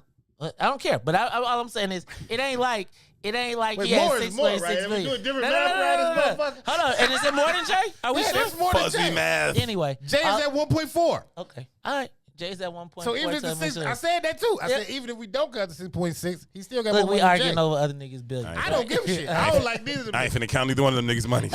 They need to cut a check. Is all I'm Let saying. me not say that. I'm a fan of Jay's music. I'm not even a fan of Kanye's music. So I can College Dang. Dropout was College Dropout classic. Hey man, that boy, I like boy College Milk Dropout. Virginia. That I boy like College good. Dropout, but after that, After that, I'm not. Yeah. I can go 3 albums deep with him. I could take it or leave it after College Dropout. Yeah, me too. But College Dropout, classic. Oh, okay. Yeah, I like College Dropout. You but ain't after like, that, I'm pretty coming much- home. Yeah, no, that's not fire. Salute to Kanye because Watch he the throne. employs some of my family members. I respect Salute to that, Kanye you know because he what I from mean? the crib and he doing his thing, Yeah, man. I yeah. ain't mad at Ye at all. I'm just, whatever. I will say this while you just read Celine's comment. Y'all make sure y'all tune in to Muwa Kills World tomorrow at 11 o'clock right here on What's in It for the Black People Media Network. Down. Celine will be leading a critical, important discussion about reparations. He will be talking to Robin Rue Simmons, who is the alderwoman from Evanston, who spearheaded the first of its kind, a reparations bill out in Evanston to give reparations to black folks. They're going to use the money, money that is generated. Weed money. Right, it's generated from the weed. And she will be on with Salim tomorrow, as will Cam Howard, who I believe he chairs the Chicago chapter of Cobra. I don't know. Either way, he does a whole lot of work there, and he has been for a very, very long time. So Cam Howard, Robin Rue Simmons, tomorrow on Muwa Kills World, 11 o'clock right here on the network. Y'all make sure y'all tune in to that. I am looking forward to that discussion, especially since Salim is the person who's going to be facilitating that discussion. That's going to be dope. Maze. Yo. You hip to, is it called Hope Chicago? You heard anything about this? This investment from the dispensary owners, the weed people, from tax dollars. They're supposed to be making some kind of investment in communities, black communities specifically, about, don't give me the line because I can't quote it all the way through, but it's like truancy in the schools. So I'm gonna tell you too. I was actually going over here looking at my in my notes from before I was excommunicated from the from inside the kingdom. And as I was excommunicated from inside the kingdom, I had a lot of significant notes because I often when we were negotiating, I was like, man, black folks gonna have a problem with y'all getting this. And they all came up with them same cookie cutter ass programs, which was we're going to do truancy, like all the stuff that made white people feel comfortable, but I'm not exactly sure was the things that we necessarily needed. And then you saw those R3 funds too, right? I don't think so. So you know that 25% of the tax revenue from all weed sales goes to a fund that then is supposed to go out to provide support for it's supposed to be black. This got to be the same thing then. This Hope Chicago shit has to be attached to that then because it reads just like that. Okay, so It has to be the same thing. but what we found was that they passed out $33 million in a hurry. Right, they hurried up and passed out the $33 million, and it was supposed to foster new ideas and new opportunities, and it wound up going back to like all the same old social service agencies. And That's another trick, black people. They said they're giving you the money and they give it to UCAN or I ain't gonna. or the YMCA. I'ma stop. I'ma save one for you because I don't want. But there's some people. I'ma I save. know what you finna say. I'ma save one. I I'm know. not because I ain't gonna go there. Right, because my thing, but I do agree. And shout out to my man Fred at UCAN and Claude at UCAN. But I do think that all of our resources, like we get hit with those programs, and like we like $33 million, and then we don't see it ever come to fruition. And then when you talk about like that Hope Fund, brother, what's gonna wind up happening is they're gonna put a brother in charge of it, and they gonna go fund all of these daycare programs and all of these things that make them feel comfortable, but not really going back into what they're not doing is creating a space where we know we can come in and participate in the capitalism as you talk about. But that's on us too, though. That's on us based on our lack of identity, in my opinion, too. That's why I brought up that conversation the other day when we talked about the 1.9 million that they bring it down from the Biden administration, and it went, what was it? 30, Trillion. Yeah, 2. That's what I mean. Yeah. But what, 34? I don't know the number now. I knew it yesterday, but 30-something million goes directly to Native Americans. Right. And that's directly to them. They don't even talk about all of their money. They gonna get some money. Oh, they getting a piece off everything. Every pot. They in every pot. Yep. But they getting $33 million directly to them, right? But we go into the room and we fight about who we are. We can't even agree on reparations. Yeah. I mean, but again, shit. I mean, that's the people that we sent there. Like, cause real talk, I think you was on to the point, bro. And I really wish we would have kept up with this. But that whole concept of making reparations palatable or tangible to the average guy on the block, where every nigga is like, where is my check? Right? And breaking it down there. I'm going to tell you, I think you own to something there, right? I think you own to something there. And I think that becomes a unifying factor. And as much as I know you hate capitalism, but I think we know that more of our people are driven right now by economics because they don't have it and the bag. And I feel like we almost could mobilize them, as you talked about before, around that bag. And then as they're trying to get in the pursuit of that bag, we're also educating them on that process. Yeah. Trick people into learning sometimes. Let's take a quick break. When we come back from break, we'll hop into more conversation on this episode. Before we come back, man, y'all got to share this, man. We losing our numbers. It's getting disrespectful in here. Share. But you know what I've noticed? So today's the first time. Maze start talking, the numbers go away. Yeah, people don't want to hear Maze talk all day, man. They heard him talk They this like, morning. damn, we heard him 4 hours this damn morning. Today's the first time I'm actually watching it on YouTube. Usually I open it on Facebook. I'm watching it on YouTube, and but we got the restream going too. I saw it on YouTube. As we see here currently. No, check this out. More people are watching on YouTube than on Facebook right now. I see that. The trend for us right now here lately, for mostly all of our shows, has been moving towards YouTube. It's a real, I don't know what happened, but something happened with Facebook, and I think it may be with those privacy settings, but our numbers all are seemingly starting to migrate. People have been saying that they have a much more enjoyable experience with YouTube because they can start. They don't have to stop their computers, etc. Yeah. The problem is, again, Yeah. So I watch the earlier shows on YouTube a lot because I can watch it on my TV. You know what I'm saying? I guess I could probably watch Facebook on my TV too, Facebook now has the thing where you could just, if you set it to your local area network, all you got to do is hit one button. The problem is, though, you don't get the comments. Yeah. That's the only difference, right? Yeah. You build a community and you want to engage with the community. Yeah. Right, because 2 got up this morning at 6 and he was like, I'm just here for a minute. He was there to the whole show. And I was only up because Eric's trainer called me instead of him. What are you calling me for, fam? He's in the other room. I'm not being trained here. Okay. I feel you. Nothing like somebody waking you up when they really want somebody else. What fucking wrong with you? You got his number, right? Right. Get off my phone, stupid. Cocksucker beat it. We gotta take a break. We'll be right back after this. IFTVPM.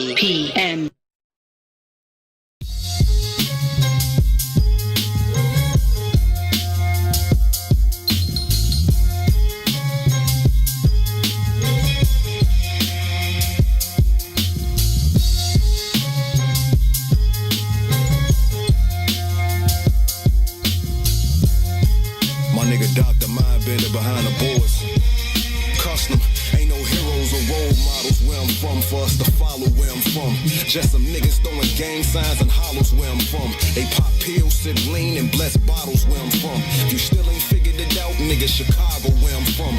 Home of some of the most notable women and men to exist. But the only stars niggas on their heads, the fan in the 6. Most of us settle, however some intend to get rich. We lose homies and hit the internet to pretend that they miss. We spend link at the corner store, and motherfucker ain't gotta be enlisted in no army or Marine Corps to be going to war. It's gun smoke in the air, and it's blood stains on the floor. We all born poor, but yet and still we feel we born to soar. The beautiful struggle, bodies left blood oozing in puddles. We love to hate like a poisonous dart from Cupid then struck you. Shit, you stupid as fuck if you let the stupid instruct you. Should be using your muscle to build a lucrative hustle. Crabs in a bucket, so when one make it feel like we all did. From the county to Stateville, long stretches and small bids. The clucks chasing they last high. The shorties throw up middle fingers when the low pass by. They ask why we live this way. You couldn't overstand it unless you had to. Faggot police harass you, so-called homies will blast you. A message to out of towners written in blood. Don't take your dumb ass to the hood if you ain't plug. Spit with the curse of Capone. You gotta live with all the words you condone, then it's on. They'll kill you dead, then bring the hearse to your home. Back in my shorty days, niggas will put a 40 to your sporting waves. Nowadays, these niggas thugging on phones. How it's nice, I used to play for the Dome. Philly been killing. But when you ball, get you a gun, it'd be like Ben Wilson, the pin drilling. Fuck how out of towners view the shot. I'm out west where every conflict crucial is do or die. If it's war, it's gonna be to the death. It's you or I. I come at peace, but if you touch my body, that's suicide. And my bloodline is niggas that'll kill and move a pie. I got a QP and sold it to my mans at U of I. My pop told me, just get through high school, then you decide. In the shy, it's the six to the fan. Choose a side, move and slide. The city don't wanna see you with shit. From politicians to the preachers, hard to see who legit. Sell some seed for you to see green and piece you to fit. It's I am God and the God green who's seeing this shit. Let's go. If you think it's love here, then pump your brakes. This the wild onion, that dark ass city that love to hate. Okay, let's go. Show off. I'm from a land where the texts go off. Them gang signs thrown and the heads broke off. We hate you niggas, cause we gave birth to you ungrateful niggas. So in the 6 feet of earth, it's where we place you niggas. It's barely a secret, we move shit, telekinesis. And box niggas like Chevy Caprices. My stress is post-traumatic. All I see is murders and massacres. Cancer patients and catheters. Fake narrators and savages. No horse and carriages. Just funerals, wakes. So stay alive, stay out the way of the unusual snakes. A beautiful place, Chi-Town's the greatest. That's why they hate us. But listen, nigga, do me this favor. Do me no favors, we major. League grounds open, a few rounds smoking. I'm Chicago, it's grilled onions on that U-Town Polish. Ain't no catching up. Be a winner and stack okra. This Chicago, nigga. The inventors of black culture, motherfucker.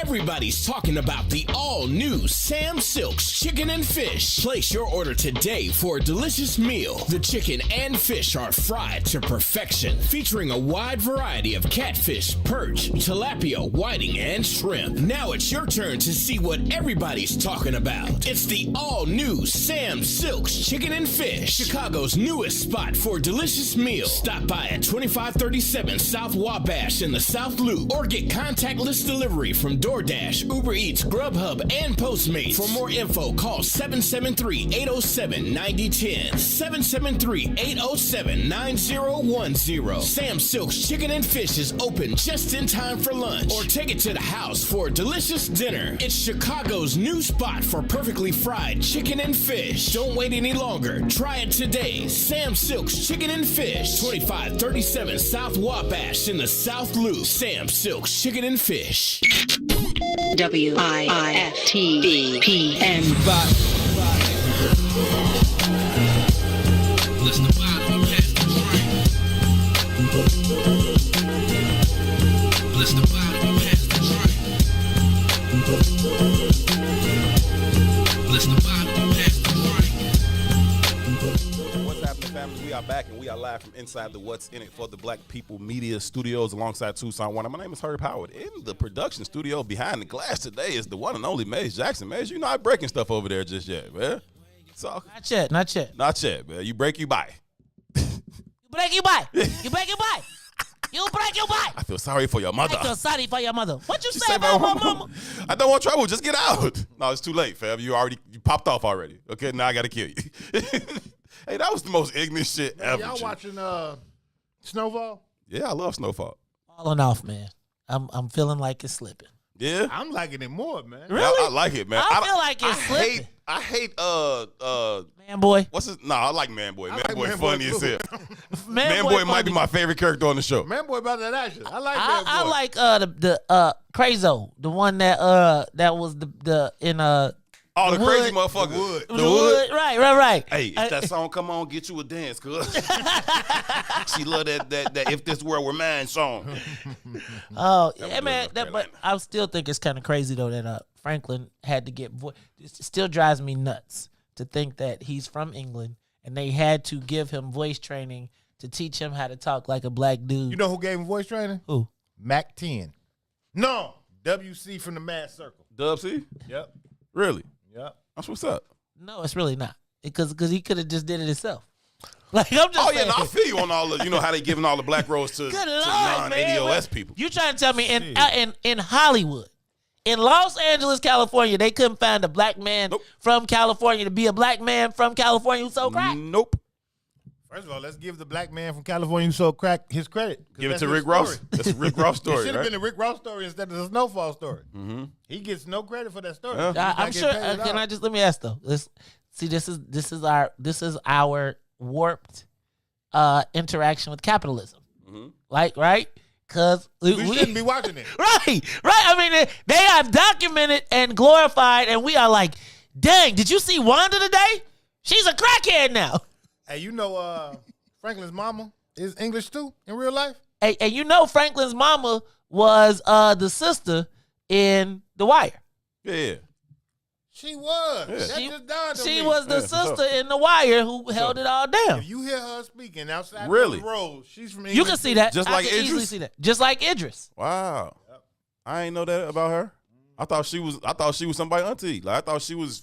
I thought that mold the mold made her authentic. I thought she was from the hood.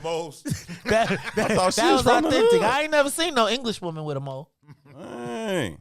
I ain't know that about her. I thought she was the genuine article, as you say, my brother. No, Huh. She's the genuine article for African. She is. Hey man, we love the diaspora, man. Yeah, we Nothing with wrong it. the diaspora. It's just like we got our own spot on this mug though. That's all we saying. That's all we saying. That's Like, all- that's they're all we like, saying. it ain't got to be no offense. People Like, try to make it about a hate thing and y'all this and that. Like, no, we're not. All we're saying is But we ain't saying. this is us. And that's kind of the problem. We aren't saying. We ain't saying. It's a very small segment of us that are saying. and then we get labeled the haters. Yeah. Hey man, do y'all know how many times the Africans come on my page snapping on me and then be like, "But we finna go do the money dance after this at the birthday party." You ever seen them do the money dance? What's the money? That's when I was like, "Oh, I know this ain't the same." So I'm gonna give you a story, real story. Okay, go ahead. I got this Nigerian homie. Let me not say homie. I'm gonna say client. Oh, okay. Right. And he spent a lot of money with me. Like had me questioning where he was getting money from. You know what I mean? I was like, this is heroin money. This ain't regular. This ain't regular African money. So Yeah, African prince. Salim said Hollywood is ADOS averse. he right. But look, check game though. So dude, he flat out tells me that, hey man, Nigerians don't rock with y'all. They wouldn't understand me doing business with you at the level I'm doing business with you. So like whenever he owed me money, it was like he would have to come to me. He wouldn't even put it in the mail. Like he don't even want it on his books. You know what I mean? Okay. That's how disrespectful it was. Right. So he has a birthday party, 40th birthday or something like that. Maybe let's say 40th. I'm assuming. So he invites me to the 40th birthday party. Me and my wife go to the 40th birthday party. Never seen nothing like it. I'm talking about this looked like Zamunda. You know what I Hey mean? Joe, It looked the like Africans Zamunda. do not play.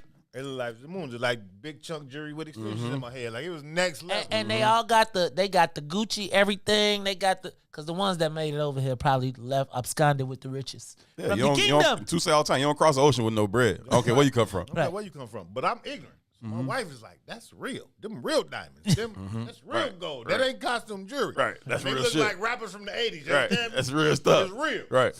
So, but this is how they play us. This Mark sits me at the entertainment table.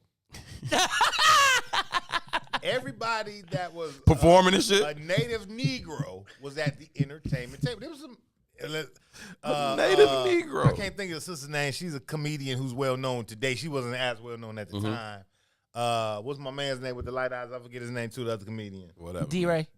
D-Ray and Adele. I can't remember her name. It's not Adele. She's a cute little comedian chick, but she's known. Oh, Vanessa Fraction. Vanessa Fraction. Yep. A few other people that was valid. You know what I mean? But we at the entertainment Vanessa table. is funny, and So she fine as they hell. asked my wife, you want something to drink or something? She was like, you all got Baileys? They don't bring back a glass of Baileys. They bring brought the us bottle. back the bottle. Yep. Do you? Like everybody who ever drink got that bottle. Yes. You It's understand different. me? It's different. This is G. different. About a couple months later, he sends me a copy of the Nigerian version of People magazine. And they on the cover. And his birthday is the featured article on the cover. I said, boy, you wildin', man.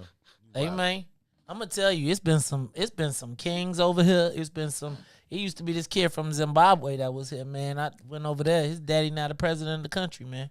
We went to the joint. dude and them shot the cow in front of us. Oh wow. Pow! You like? I was like, man, that's a nice cow. Pow! You like cow? Pow!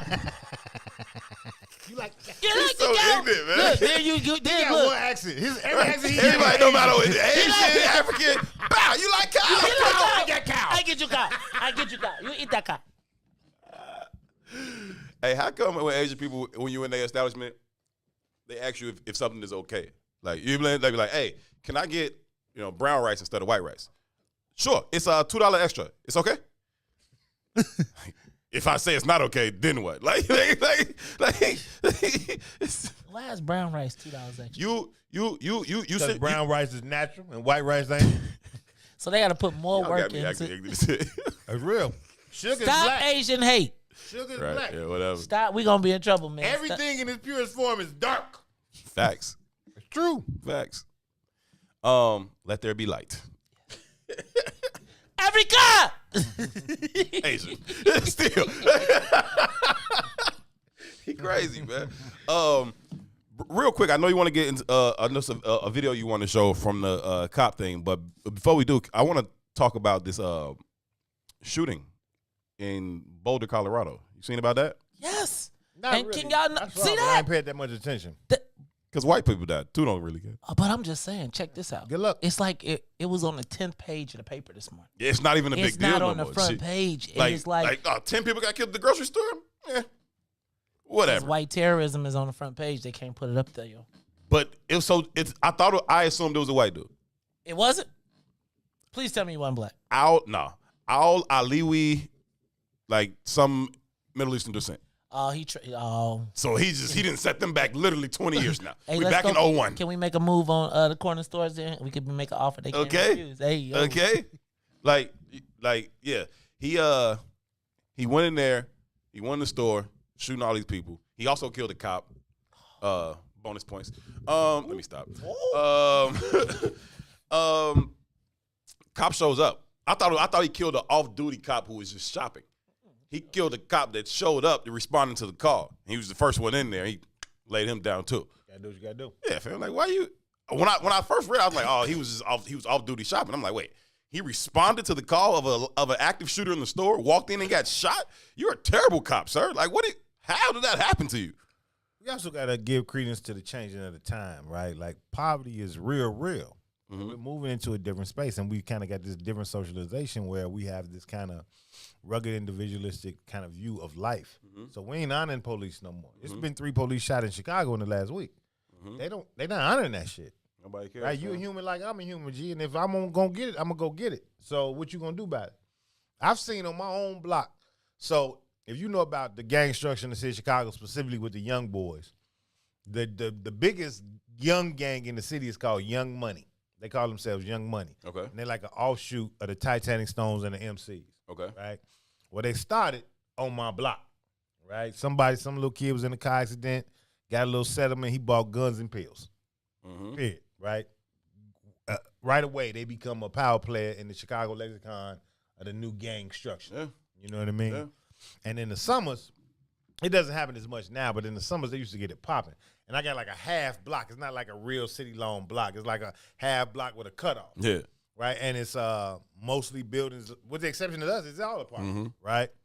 So, summertime, and they got a lot of gangways. Yeah, I feel like they just dropped y'all whole It looks complex. out of, yeah, it don't look like it belongs Like there. they just picked it up and like, let's What happened when you're rich, man? No, that's because they thought the white that's that people was coming capitalism. fast. That's that capitalist house. They got this whole block they with thought the all white these folks was apartments and coming little fast, doors, that's all. and then they got their thing, and it's like gated, and the other people are not welcome. Like, Hold on, you got a gate in your community?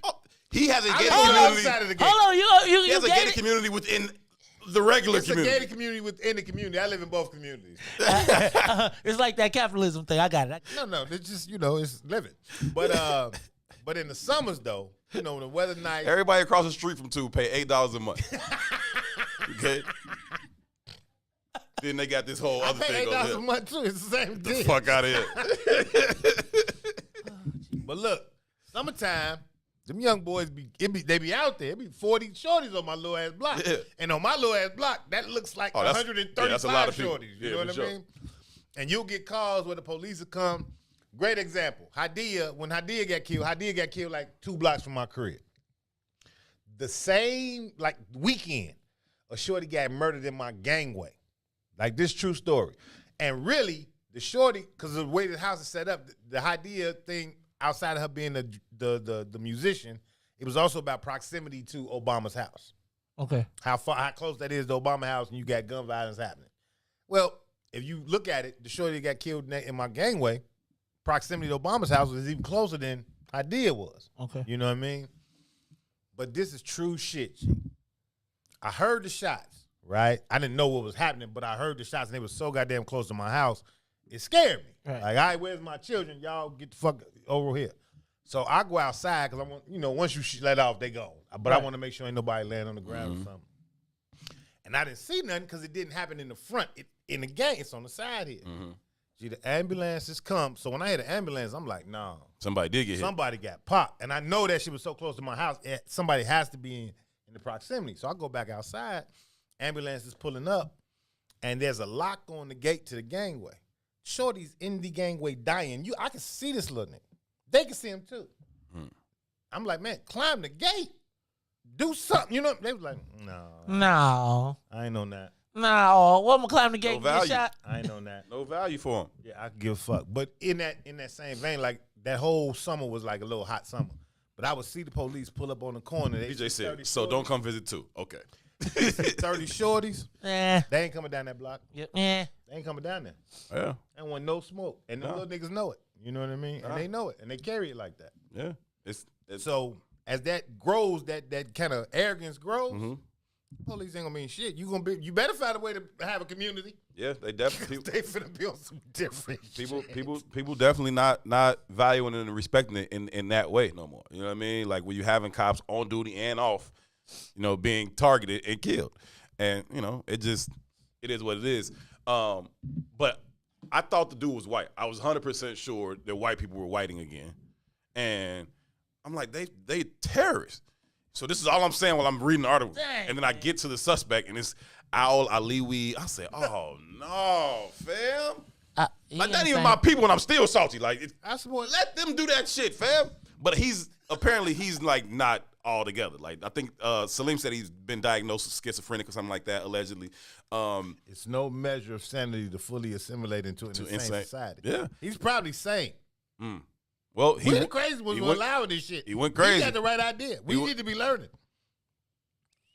Dude, these was innocent people just shopping, bro. Lord Jesus. Lord Jesus. He said what he said. Lord Jesus. Okay. Lord Jesus. So anyhow, I'm like, damn, I'm reading. I'm like, dog, you just took all Arab people back to 2001. White people can't wait to start fucking profiling these people again for the way they dress and their get the attention off them head wraps and all. They can't wait. White people been whiting a lot for the last 6 months. Yeah, but I just knew this was another one. I'm like, they are fucking terrorists. Like, when are we gonna start calling them what they are? They are terrorists. They're still terrorists. They are still terrorists. Dude just disappointed me when I found out it was him. So they talked to this. Let me tell you how the police move though when you do some wild shit like that and you're not white. Okay, because if you are white, then they're just gonna pick you up, take you to Burger King, ask you if you're okay, and whatever. But if you're not white, they went to his entire family's crib, detained all of these people, his brother, his sister, like just detained them all. As soon as they found out who he was, they like, okay, go detain all of them. Because clearly it's this huge terrorist plot that the whole family is in on, right? Like, what the fuck is wrong with y'all messing with these people? And the neighbors on the block, apparently the family house is at the end of some cul-de-sac, right? And so the neighbors on the block say they pulled up and there was dozens and dozens of squad cars just pulling up to these people's crib at like 9 o'clock at night or whatever it was.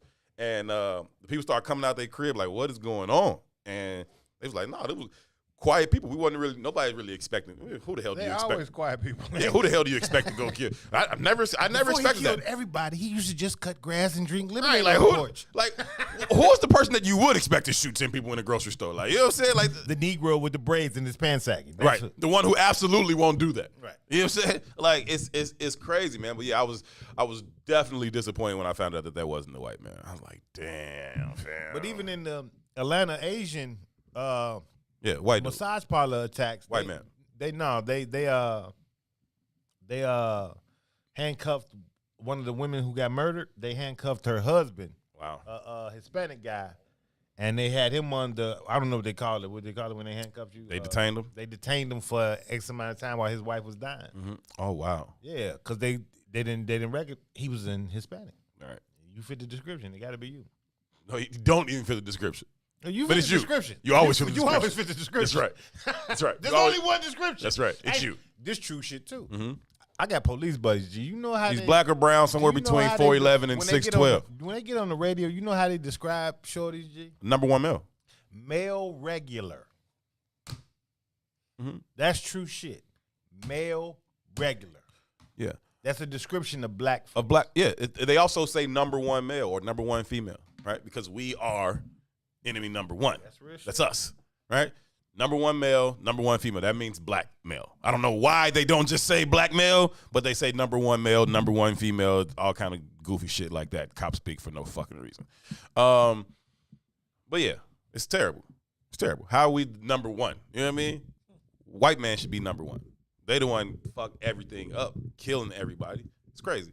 But anyhow, I thought that was wild to see when I read that story today about the mass shooting again. And then Ted Cruz, okay, with his Ted Cruz don't give a fuck, okay? He come out, he like, every time there's a shooting, first of all, don't like the fact that we can say it like that there this many mass shootings happening in this country is crazy. Like every time there's a shooting, here come the Democrats. They want to use it for their political objectives, right? They want to take the guns away from law-abiding citizens and all this other shit. And he just went into a whole political rant about it. Ted Cruz like, man, every time it's just another. So now the Democrats finna come talking this shit and try to take our guns again. It's like, fam, I'm with Ted Cruz on that. Yeah, but what I'm saying is this. This is how you respond to it. Every time there's a shooting, like, fam, you ain't tired of these motherfucking random shootings at grocery stores and schools and malls and churches and shit. Like, it don't happen on 51st. I'm just saying. God damn it, dude. It happened in a black church. That's true. That's why we should have had guns. That's a real spill. You know what I mean? One man ain't gonna shoot 9 people if 2 people got guns. It ain't gonna happen like that. No, that's real spill. Like I used to be anti-gun. I ain't on that no more. Oh no, I've never been anti-gun. I ain't on that. It's wartime out here. I've always been pro-gun. I ain't on that. Since I was a shorty. I used to be stupid. I was, Since I was a shorty, I was pro-gun. Like that was my favorite toys. I don't know. I always I remember I had this one. It was like a camouflage, like fatigue print on the gun. It was heavy. It was a toy. Heavy. And it made a noise. And it was the first gun I had that made an actual noise, and it had a kickback to it, and it was heavy. My brother hated that gun because I used to shoot it all the time. I know, man, used to have wars in our neighborhood with real pellet guns. With BB guns? Yeah, we used to do BB guns. I got people ass up. Yeah, I had a BB gun, and that thing looked so real. When I got it, my mom was like, "What? Like, why you get him a gun?" I was they like, won't sell them like that no more. They don't sell them like that. Good thing you wasn't Tamir. For real. Story. They don't sell them like that no more. Like they don't look. They won't even put it on Facebook. Like on Facebook, when you try to put a gun up, yeah, they will only let you use a squirt gun. Go look in your. Oh yeah, the little green little thingy majiggy bob. Yep, they will not let you put a gun up. Yeah, but the industry shifted. Like all pellet guns come with like this big red tip now, so you could tell it's not a real like. My BB gun back in the day looked like a real 9mm. Oh yeah, for sure, man. Heavy and steel and everything. Yeah, for sure. Yeah, it cocked back in there. I shot myself in the hand with it one time, just being stupid. We shot each other, so we was both pretty stupid. Yeah, stupid. We was all stupid. Stupid as hell. Fuck around, shoot each other in the eye. Hell yeah, it hurts. Shit hurts bad. You'll shoot your eye out, kid. Yeah, dumb as hell. Like just shooting BBs at each other. Hit you in the eye, you cooked, fam. You say they do sell them that look like real, but you gotta know where to go. I want to get one now just for like the animals to be in my backyard. I hit a raccoon the other Shoot day them with real a, bullets, fam. No, I got one. Yeah, I'm gonna give me one. I hit Get a your raccoon rifle. the other day with a pop can. Like yeah, you hit a full can of raccoon Sprite. though. These raccoons now, you need. I was on more the second floor though. He wasn't gonna get to me, so I Hey, was cool. I'm just telling you though, these raccoons though, them suckers be like 12, 15 pounds just shooting them with a pellet gun. Nah. Them mugs would be like. I'm gonna put a real shell in one of their ass. Well, I bombed his ass. I hit him hard with a can of 7-Up. He jumped about 3 feet. You so stupid. You felt good about that throw, didn't I you? was like, I'm cold. Yeah. You felt good. I ain't gonna lie to you. I don't take the trash out at night. Me neither. Possums, Rats, raccoons. I ain't under that. Actually, I've never seen a rat on the south side. You ain't been in the right place. Since COVID, like I recognize, because we got this like on Cottage, there's this like where the rats? Mall area, shopping mall area. When COVID happened and all that stuff closed down, all them there was feeding over there migrated into the neighborhood. And this is to Sophia King, if you're listening. Sophia King, I've called you 85,000 times. Get these damn rats out my yard, You need to bait it. Have you been baited? Yeah. But it's something. So the way the buildings are set up in the same gangway where they kill Shorty, their garbage is right there because the garbage man comes down our front instead of our back. Ooh. For their building specific. Ooh. So it's the $8 rent rats? That ain't y'all rats? I got $10 rent. So we got mice. They got rats. Hey, you know how talking about when all the shorties out there on the block, and he talk about 35 shorties and what that looked like on his block? Ask him the last time he seen 35 boy men on his block. I heard about this part. They moved out. I got rid of them. We're going to take a break. I did put my pistol in them. We're gonna take a break. I'm going to try to get you to tell that story one more time because I love to hear that story. But also we're going to play the video from – I haven't seen the video. I don't even know what it is. But it's a CPD officer on the video, so I'm sure he's doing some fuck shit. We'll play that video on the other side of this break. Another hour if I say what I said. We'll be right back. WIFTBPM. Shop at Black-owned and operated Solo Beauty, where you are appreciated and respected. Located at 8158 South Cottage Grove, Solo Beauty can supply all of your black hair care needs. Solo Beauty is open from 11 a.m. to 8 p.m., Tuesday through Saturday.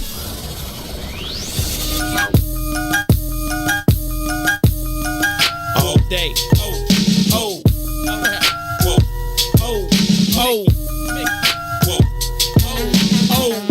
Check it out.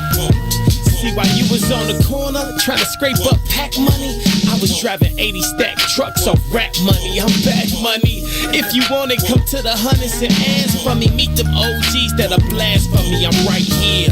Ill Adidas, $400 jeans on me. Itchy with no safety, a loaded magazine on me. Southside, that's as wild as it gets. And no, I never sold crack. That's some house nigga shit. I'm not judging, but every man that's a man gotta stand by his principles, and I'm not budging. That's Mickey. You can take it how you want, but you can never be me. You can fake it how you want. I spit that uncut raw. You can bake it how you want. Break it down any way you like. You get the same result. Get in tune. The elephant in the room has now assumed pole position. Whoa. Oh. BJ, get him. Come on. Reporting live from the gutter where that butter get gorillas jobs. That's why we call it work. The same work will get a nigga robbed. I throw my dice against the concrete. If the bitches pass, see you later. Grab my paper, tell us they kiss my ass. This the jungle, baby, I'm a lion. Try me, I'll be firing. The same banger saved Private Brian. You the prey, you survive and hide. Better pray that them vultures and them rovers don't go flying by them. Them other niggas just so-so. How Lindenberg for nigga this hot in the cold go. I went from 20-inch assassins on that Osmo to the pretty 760 sitting low on them bozos. Those are big shoes, you motherfuckers is so slow. Get caught without your heat in these streets is a no-no. Baby need Pampers, daddy need that photo. It's bread or nothing, big old niggas, you see the logo. Whoa.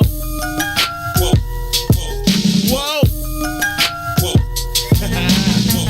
Come on, Scooter. Look, I don't see a nigga alive. And if a nigga claim he better, then that nigga done lied. And if some niggas jump chose, bet them niggas done died. You can always We are back and we are live from inside the What's In It for the Black People Media Studios alongside a struggling father. My name is Herb. I've definitely failed as a father. I've definitely done it. Don't hurt him. Don't hurt him. Don't hurt him, man. Listen, you got kicked out the state when you was his age, okay? So, cut him some slack. Yeah, but I was official. He pretending. I just want you to be for real, G. Whatever it is, be for real. Be authentic in it. Be authentic, G. Be the genuine article. I was the genuine article. Just like you said about football, right? Right. You playing around looking stupid. That's when that's when people get hurt, for sure. Right? You ain't going all the way hard. You're going to get fucked up. For sure. I was on 100. I was going hard. Right. You can't have play in the streets. Can't have plays. You cannot have play in the streets. He needs to decide if he's going to be a student or a soldier. Like you can't. I told him that this morning. They pick a side, bro. Yeah, like it ain't both, fam. I mean, but I think that the line has been blurred so much for these shorties now to where they think that they equate the street shit with like tough, right? And so if I ain't in the streets, I can't be tough. Now you can be a student and be tough. Ain't nobody saying you a hoe because you're a student, right? You don't got to take no shit off nobody. But that don't mean you got to be in the streets, though, fam. No streets. The streets is the internet. It's That's the internet real street. spill. There's no streets. That's real spill. Internet thugs these days. I asked him today. I said, man, name the block. There's 2 blocks that way. Yeah. This man Couldn't do 15 years old. He don't know. I said, you're dumb. You're dumb. Damn, G. Because you're dumb. Just you said you use those words. Yeah, you're dumb. You had to say off the we was porch having at a 7. different kind of conversation, and I was being very direct. Okay, you dumb as hell. Because you're pretending to be something you don't know what's happening 2 blocks away from your crib. Yeah. That would be, but that would be on time with most of the real G's, right? Because most of them is good and within a 2-block radius, right? Yeah, but you need to know them 2 blocks. You need to know them 2 blocks, though. Okay. You better know them 2 blocks. Like to this day, I can run down every block from Stony to the water. Like back of my hands, it's easy. You know what I'm saying? They run down that block from here to Chicago Avenue. Yeah, I probably could do it like that too. But I'm telling you is once you get east of Stony, I know those blocks. I can get from my mama crib to my house, and you know where both of those places are. I can get to those places without taking the street. I can get there straight alleys, and people be like, "How the hell do we?" I remember the first time because Cindy from Inglewood, so when we moved over east and shit, and I did that. I know that's culture shock for her. Yeah, went from my mama crib to the house and didn't take the street. She like, "Where are we going?" And we popped up right in front of the crib. She's like, like I'm from over here for real, G. Like I used to run through these alleys and run from police or run from other like you know what I'm saying. I know this over here.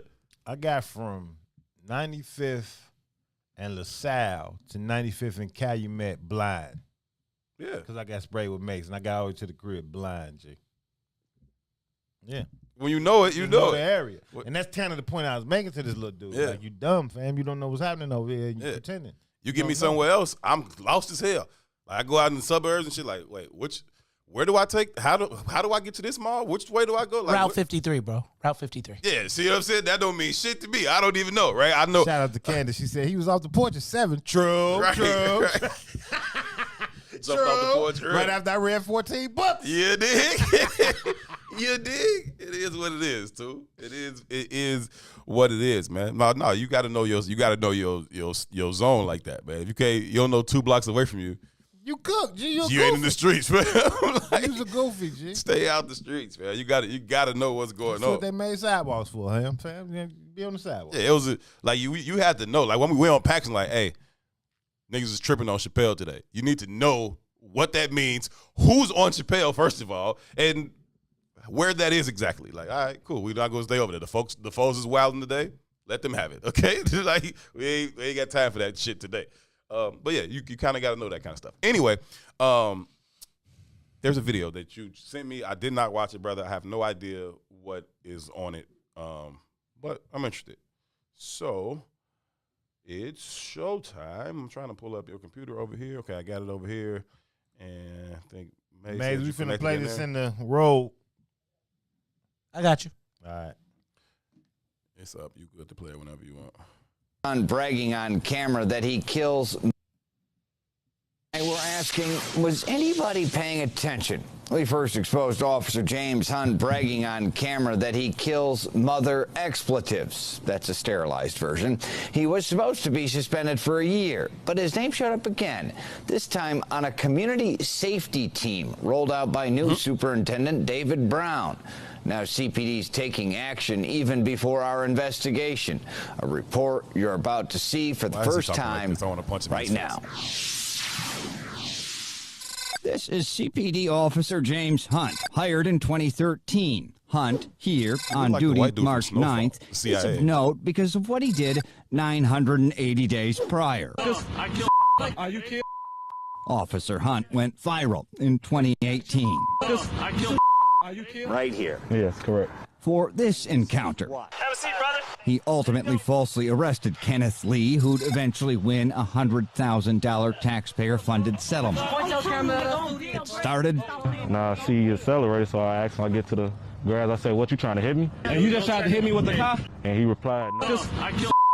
Officer Hunt followed Lee into the city's Martin Luther King Jr. Park. That's when he said, I have a Snapchat too. I said, no, you don't. He said, yeah, dude, it's called mama. And he said, it's called off your mom. I already said it. Officer Hunt's troubling track record includes 24 complaints made by civilians, 24 that we know of, including allegations of false arrest, verbal abuse, racist language.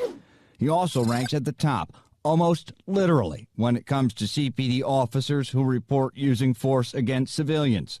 At least 28 times since 2016. That's fifth most of all 12,000 cops on the force. All right, stop talking to me now. 9.5 months after this now infamous encounter, COPA, the Civilian Office of Police Accountability, recommended Hunt be suspended for a full year. That's now coming up on 2 years ago. That's crazy. Yet he continued working here last summer.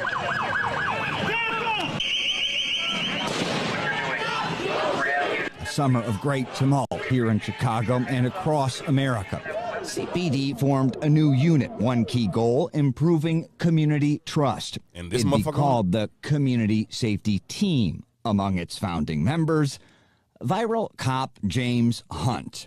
That new crew announced in grand fashion.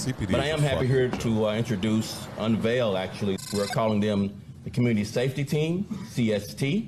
Every week, CFT team will partner with local block clubs, faith-based organizations. And this dude. And joining the Community Safety Team, Officer James Hunt, whom, remember, COPA cited for abject failure to extend human dignity to every citizen in the Lee case. This is a diverse team that is reflective of the communities that they serve. Are you kidding? And as CBS 2 investigators learned, that's not an empty threat. Chicago police shoot and kill a man suspected in a shooting in the East Chatham neighborhood. In 2014, Officer Hunt was a CPD rookie when he killed 17-year-old Deshaun Pittman. You know what I'm saying? Like, you just let motherfuckers. Pittman's grandmother. Who shoots a human being like this? At the time, Hunt was still within his 18-month probationary period.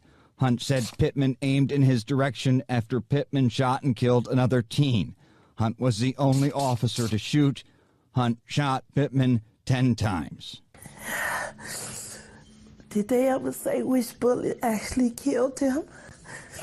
It was Hunt's word versus a dead teen. The shooting was deemed justified, as initially were all but one of the hundreds of CPD officer-involved shootings investigated by COPA's precursor, IPRA. It's Hunt, 11442. No, I mean, one bad the shoot. CBS 2 investigators have been asking about Officer Hunt now for years. Remember former Superintendent Eddie Johnson? Officer Hunt. So it would kind of be inappropriate for me to comment. Remember former interim superintendent Charlie Beck? There is an officer in your department named James Hunt. That investigation is working its way to me, and I will make a decision. And remember the former U.S. attorney who wanted to be mayor, now Mayor Lightfoot? CBS 2 investigators exposed white CPD officer James A. Hunt. I have serious questions for the superintendent why that officer wasn't stripped of his police powers. That was 2 years ago this week. The optics on this just don't look good. From what I've seen from Channel 2's reports, it looks terrible. Professor Richard Schack, retired CPD and the chair of the Department of Criminal Justice at National Louis University. In your opinion, should he be on that team? Based on what I've seen in news reports, I don't think so. It seems like that if you've got somebody that yells a lot, you don't want him to work in a quiet zone. A quick review. On July 3rd, 2018, Hunt said, on April 17th, 2019, COPA recommends he be suspended for a year. March 9th, 2021, still working now on the Community Safety Team, whose mission is not only to reduce crime, but to build and strengthen community relationships citywide. And less than a month after the community safety team formed, August 2020, CBS 2 learned Hunt accused again of an improper stop and racial profiling, though he was not on assignment with the new unit that day. Hunt's working because he appealed his year-long suspension, a suspension the department actually agreed with. Is this an example of the accountability apparatus failing? It would appear so. This is one of the superintendent's big strategies. We're trying to learn from our mistakes. If something goes wrong involving Officer James Hunt and his assignment on the community safety team, how are they going to explain that one? It would be difficult. Within 48 hours of our inquiry to CPD, higher-ups removed Hunt from the community safety team. Why is he still working? Well, he's fighting his suspension. It's still in arbitration, no time frame. We reached out to the police union, the FOP, for comment. Their comment? No comment. You can see my original report on Officer Hunt. Just go to cbschicago.com and click on the... Man, first of all, there's a lot to unpack there, okay? It is? Yes. You have a dude who had to be an absolute fucking lame his whole life. He's still an absolute fucking lame.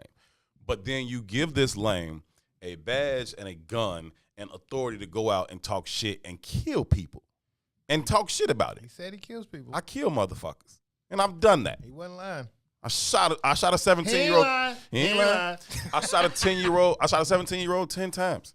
You know what I'm saying? The only officer to fire. Nobody else saw a reason to fire. I.e., after he killed Jason Van somebody Dyke. else. Right. Sounds very, very skeptical to me. The whole story sounds skeptical. Yeah, the whole thing sound crazy. But you got this lame ass dude who's out here exacting revenge of the lames on whomever he wants, black people specifically, and it's a problem. Like, why the fuck you can't just get rid of him? But it goes to what you talk about a lot, and just how the lengths that they go to protect whiteness. It ain't about fucking James Hunt. You know what I'm saying? Like, he killed somebody. His first 18 months, he wasn't even making $100,000 yet, right? But y'all cut a $100,000 check to the dude he said I kill motherfuckers too. He just harassing dude for no reason. Y'all rather pay him $100,000 than to just get rid of this dude, because that would be an attack on whiteness. And it ain't about no fucking James Hunt. Y'all just not gonna allow whiteness to be attacked at all, ever. No matter what they do, what it looks like, we're gonna find a way to justify it. 400 plus shootings, only one of those shootings wasn't justified. Only one bad shooting in 400 plus? The fuck out of here. I hate these fucking people, man. I hate these fucking police officers. Like, they ain't no fucking good ones, man. But it's not just police officers. It's our mayor. It's 3 different superintendents. This man has outlasted 3 different superintendents. 3 superintendents and 2 mayors. And now a mayor. Yeah, 2 mayors. You're right. You know what I'm saying? You're right. Like, this shit is fucking crazy, dog. And I don't know why the superintendent didn't get rid of him. Okay, ma'am, it's your city now. Motherfucker still work here on the community safety team. We still paying his salary. Like, miss me with it's tough, man. I hate them so bad, G. His lame ass. Like, this is why we need a black response team. This is why we need a national black response team. Some dudes that's about that action. Queuing them. I ain't gonna put it on Q because QAnon, we need queuing them. Whoever these people. Put Q. I was just like, when you said queuing them, I was just like, don't put the spotlight on your man. Yeah, nah, don't because whoever this team is gonna have to be completely anonymous, because they need somebody need to kill James Hunt. I said that. That's just me, Herb Howard. It's not Tuesday ideas. Not I say what I said. It's not what's in it for the black people. My name is Herb James. Come see me, pussy. Somebody needs to kill him. Period. Like, this shit is whack as hell. You out here killing people. You talking shit about it, and CPD or the city of Chicago ain't gonna do nothing about it. Like, ever. But again, though, right? It's a system, right? And he can't be the fall guy for the entirety of the system, because the system is designed to uphold people like him. He was number 5. Who's number 1, 2, 3, and 4? Okay. Right? Mm-hmm. And at number 5, he's only in trouble because he went viral 2 years ago. What did those 1, 2, 3, and 4 do? And we don't know their names at all. You understand? Right. But he's been a topic of conversation in a mayoral election debate. Mm-hmm. He's been a topic of conversation in several news. You see, they were cutting clips from other conversations, right? But everybody's been asked. But it's not him. Right. Because everybody that was a superior or in a power position at the time, obviously, let that shit go, right?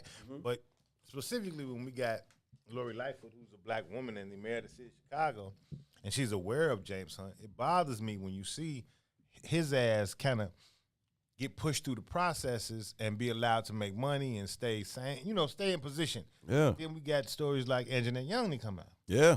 You know what I mean? Where she specifically put her foot into the motherfucking potato salad just to fuck up her push. If it wasn't for them to make that shit a news story, she would have deaded that conversation. You know what I mean? So it's not that I'm advocating for a James Hunt at all. I would never do nothing like that, but it's not him. It's this whole system. That's what I'm saying. That's what I started with first. It ain't about him. It ain't about him. It's the whole thing that they are going to protect at all costs. And if the cost just happens to be a 17-year-old black boy, then so fucking what? We keep saying they. Who was they? Cause our mayor's a black woman. Yeah, I'm talking about the powers that be. The whole everybody who's upholding that construct. The mayor, the 2 black superintendents, the white superintendent, all of them, man. All of them. Just upholding the fucking system just because. Like, that's why I was mad at Keisha Bottoms last week when she first came out and said, I don't know if this is a hate crime. Took her 24 hours to realize that was some fuck shit to say, and she came back and was like, nah. But for a split second, she just went with the company line to uphold the system. And it's like, fuck the system, fam. Like, this is not a dude who should be out on the street. That's what capitalism makes you do.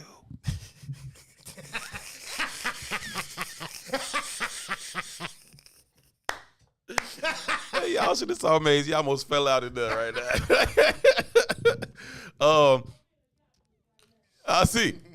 Practicing my capitalism right now. I see you in there packing up $100 holla boxes. I'm multitasking. Get to it. Shameless plug. Don't forget your $100 holla box. Get to it. Yeah, man. And like that's the whole thing, dog. Like Mayor Lightfoot pisses me off, fam. That's a crazy story, bro. Yeah, G. Like, lady. And he's number 5. 28 uses of force against citizens. And a murder. In the last 2 years. And a murder. Plus a murder. Not forget a murder. Right. He got a murder on his belt. Right. And you brag about it. I kill motherfuckers. You a pussy, fam. Bet money I'll beat your ass. Like, ugh. Like, ugh. You know what I'm saying? Like, just fucking ugh. Hate these people, man. I swear, dog. And people were like, these good cops. I ain't never seen one. I don't know one. And they don't exist, fam. I know some good people who happen to be police officers. I do know those people, but they ain't good cops. There's no such thing. Doesn't fucking exist. And that's my friends and family included that are police officers. Ain't no fucking good cops, man. Police at the bottom of the barrel, though. Right? They're like a trained attack dog, right? A dog is a dog, but if you train him to attack, then he's dangerous. That's all they are, trained attack dogs. And I don't want to sound like I'm minimizing police, but I mean, come on. That's what it is. Yeah, I get it. They're just the first line of the government and the system. I get it. But that's the line that's touching me every day. But you know what I'm saying? But at the same time, you can put that dog down and the trainer's just going to train another dog. You got to put that owner down. You got to put that system down. I agree with you, G. You know what I mean? I agree with you. But, while that fucking dog is biting me, I want the dog off of me. We can go to the trainer crib after this. I'm fully aware, right?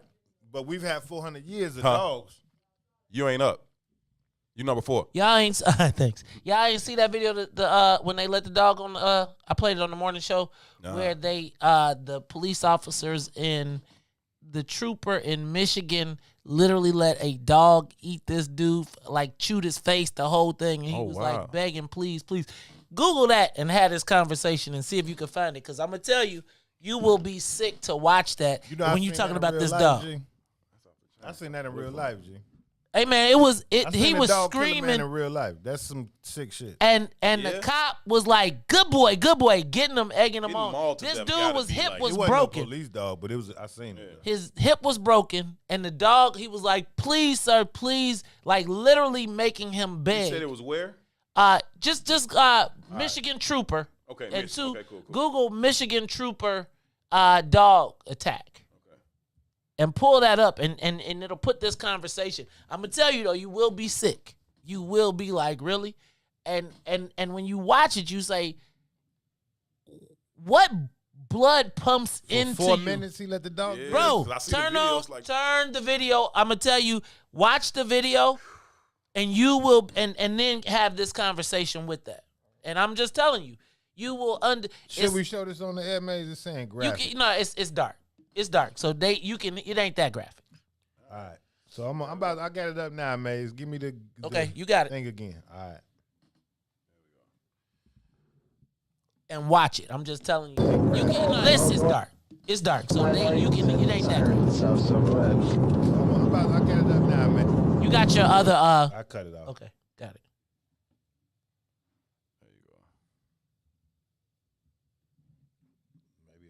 Attached. No, it'll come on. It's like, the body camera goes on and off. Yeah, man. Like getting mauled to death gotta be like already. Stop him! Stay on the ground, mother. On the ground, he gave up. He let the dog attack for no reason. Stop him! Stop him! I got him! Stay on him! Don't move! Okay, stop! Listen to the brother. Hey, put your hands up! Don't move! Get over! Mauling him. I'm not moving! Cover that I'm trying to get the gun right. He's not moving. Like stay on him. His hip is broken.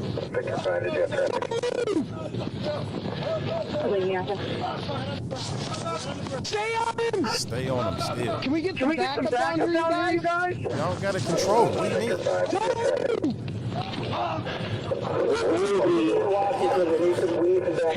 Village. Let's go. You know that's a black neighborhood, Heritage Village. Sounds like a slave plantation.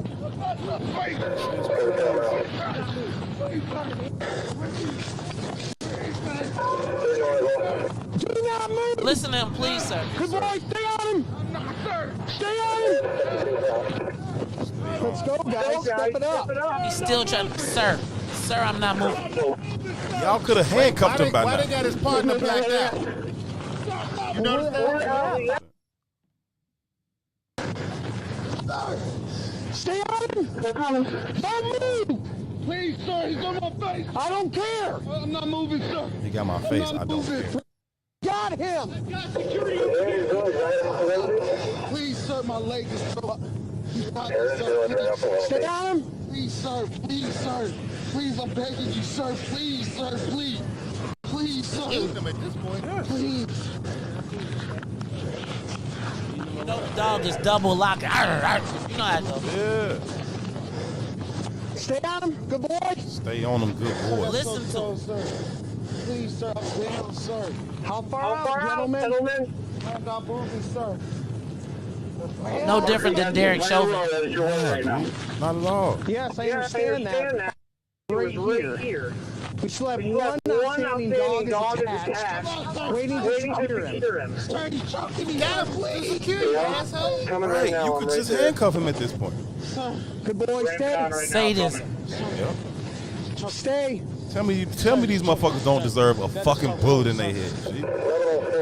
Like, I don't care. I don't care.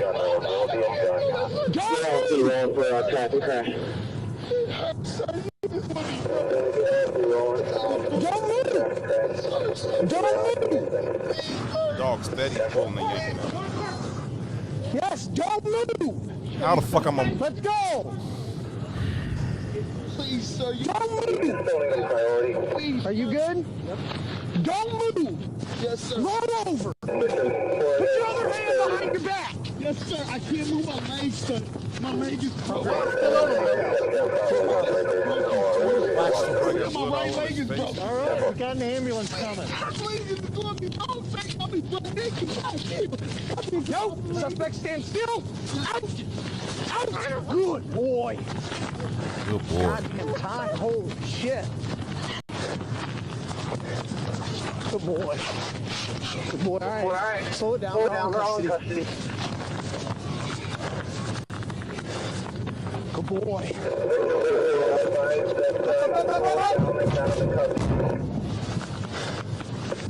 All units en route. Can slow it down. Just no fucking value for human life, G. Maybe I didn't. Did the other officer say, "Ooh, shit"? Yeah. Yeah, because he mauled this man's face off. His face after that whole thing. Like, imagine. So think about that. Let me tell you. The story goes, we did this on the morning show, but the man's hip was broken. Mm-hmm. So he couldn't run. By the time he was on the ground already, his hip was broken. Yeah, you could tell he couldn't move. He was limp as hell. Yeah. I kill motherfuckers, right? It's exactly the same shit. And y'all let that dog kill that man. How did you watch that? Like, and my thing is, who watches that? Like, where is the humanity? Who can watch that happen? Dog, I can't, I be thinking about covering my face to look at this video. Yeah. Imagine being right there. Yeah. Listening to this man. And he got pleasure out of hearing him scream. Yeah. Please, sir, please. Please, sir. It hurt. I don't care. Like, think about the composure that you have to be trying to have as a dog is chomping your face and you are begging for mercy that sounded like a slave to me. Yeah, when you talk about that other, it's almost like the Catholic Church to me. Like, they went there to be able to. That's do what they you want own. to do, you know what I mean? Do whatever they want to do. To like black people. That's what you own, G. Like, you didn't have to do nothing to that man. He's stuck on the ground. Do you remember that picture? I used to show it all the time of the Chicago police officers. Ooh, I'm pissed off. That had the teenage boy, the teenage black kid, and they treated him like they had hunting rifles. Oh wow! And they put antlers on his head. These were two Chicago. If you Google it, this was a teenage young black boy. You know that's attached to something totally different though, right? So I don't know if you remember there was a big, like, a whole expose on this drug dealer named Rudy Cato. Yeah. Mm-hmm. Big time, used to be connected to the Mexican cartels. The guy, the black dude that was right in the mix with him, maybe he might have been the main supplier that he was hitting on the black side. That little boy that they had them antlers on was his little brother. I think I read that, right? And it was the Jump Out Boys. It was like that, the White Finnegan. It was Finnegan and that crew that was like off the chain. But if you pull up this picture, they literally took a young black teenage boy, and it was in the white T-shirt era. They had him, they put him on the ground. They put literally deer antlers on his head. They took two long rifles, and then they made him lean his head and stick his tongue out. Like, you know how when you kill a deer and his tongue stick out? They did that, and they posed and took a picture with him like that. And he had not committed any crime. They did that specifically to tell his older brother, we can touch your ass whenever we feel like touching you. And he wound up dead, though. Yeah, I didn't know that part. He did wind up dead. Like, I didn't know that years part. later, he wound up dead. What do they see? They don't see humanity, man. They don't see humans. Like, what's my man Max say? They beast. Yeah. They beast. I think K Steele was just he referred to Antonio to Mac. Yeah, he was like, Mac called them devils. That's what they are. Like that's.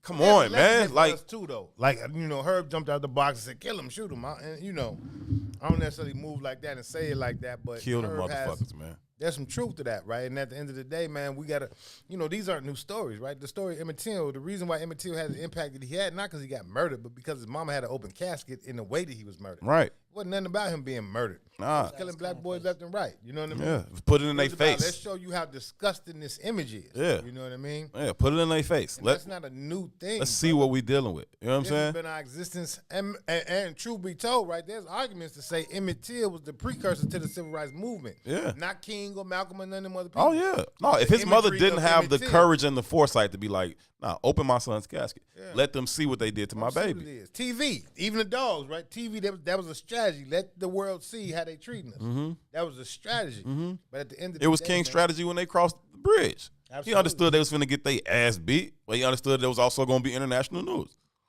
Yeah, but at the same time, man, you got to have another strategy too, right? You can pull on your heartstrings for all the while, but at the while, I ain't appealing to nobody's sense of morality. After a while, you got to beat a bully ass. So I know I look crazy when I say, fuck them, man. I ain't tripping on the Arab dude who went and shot all the white folks.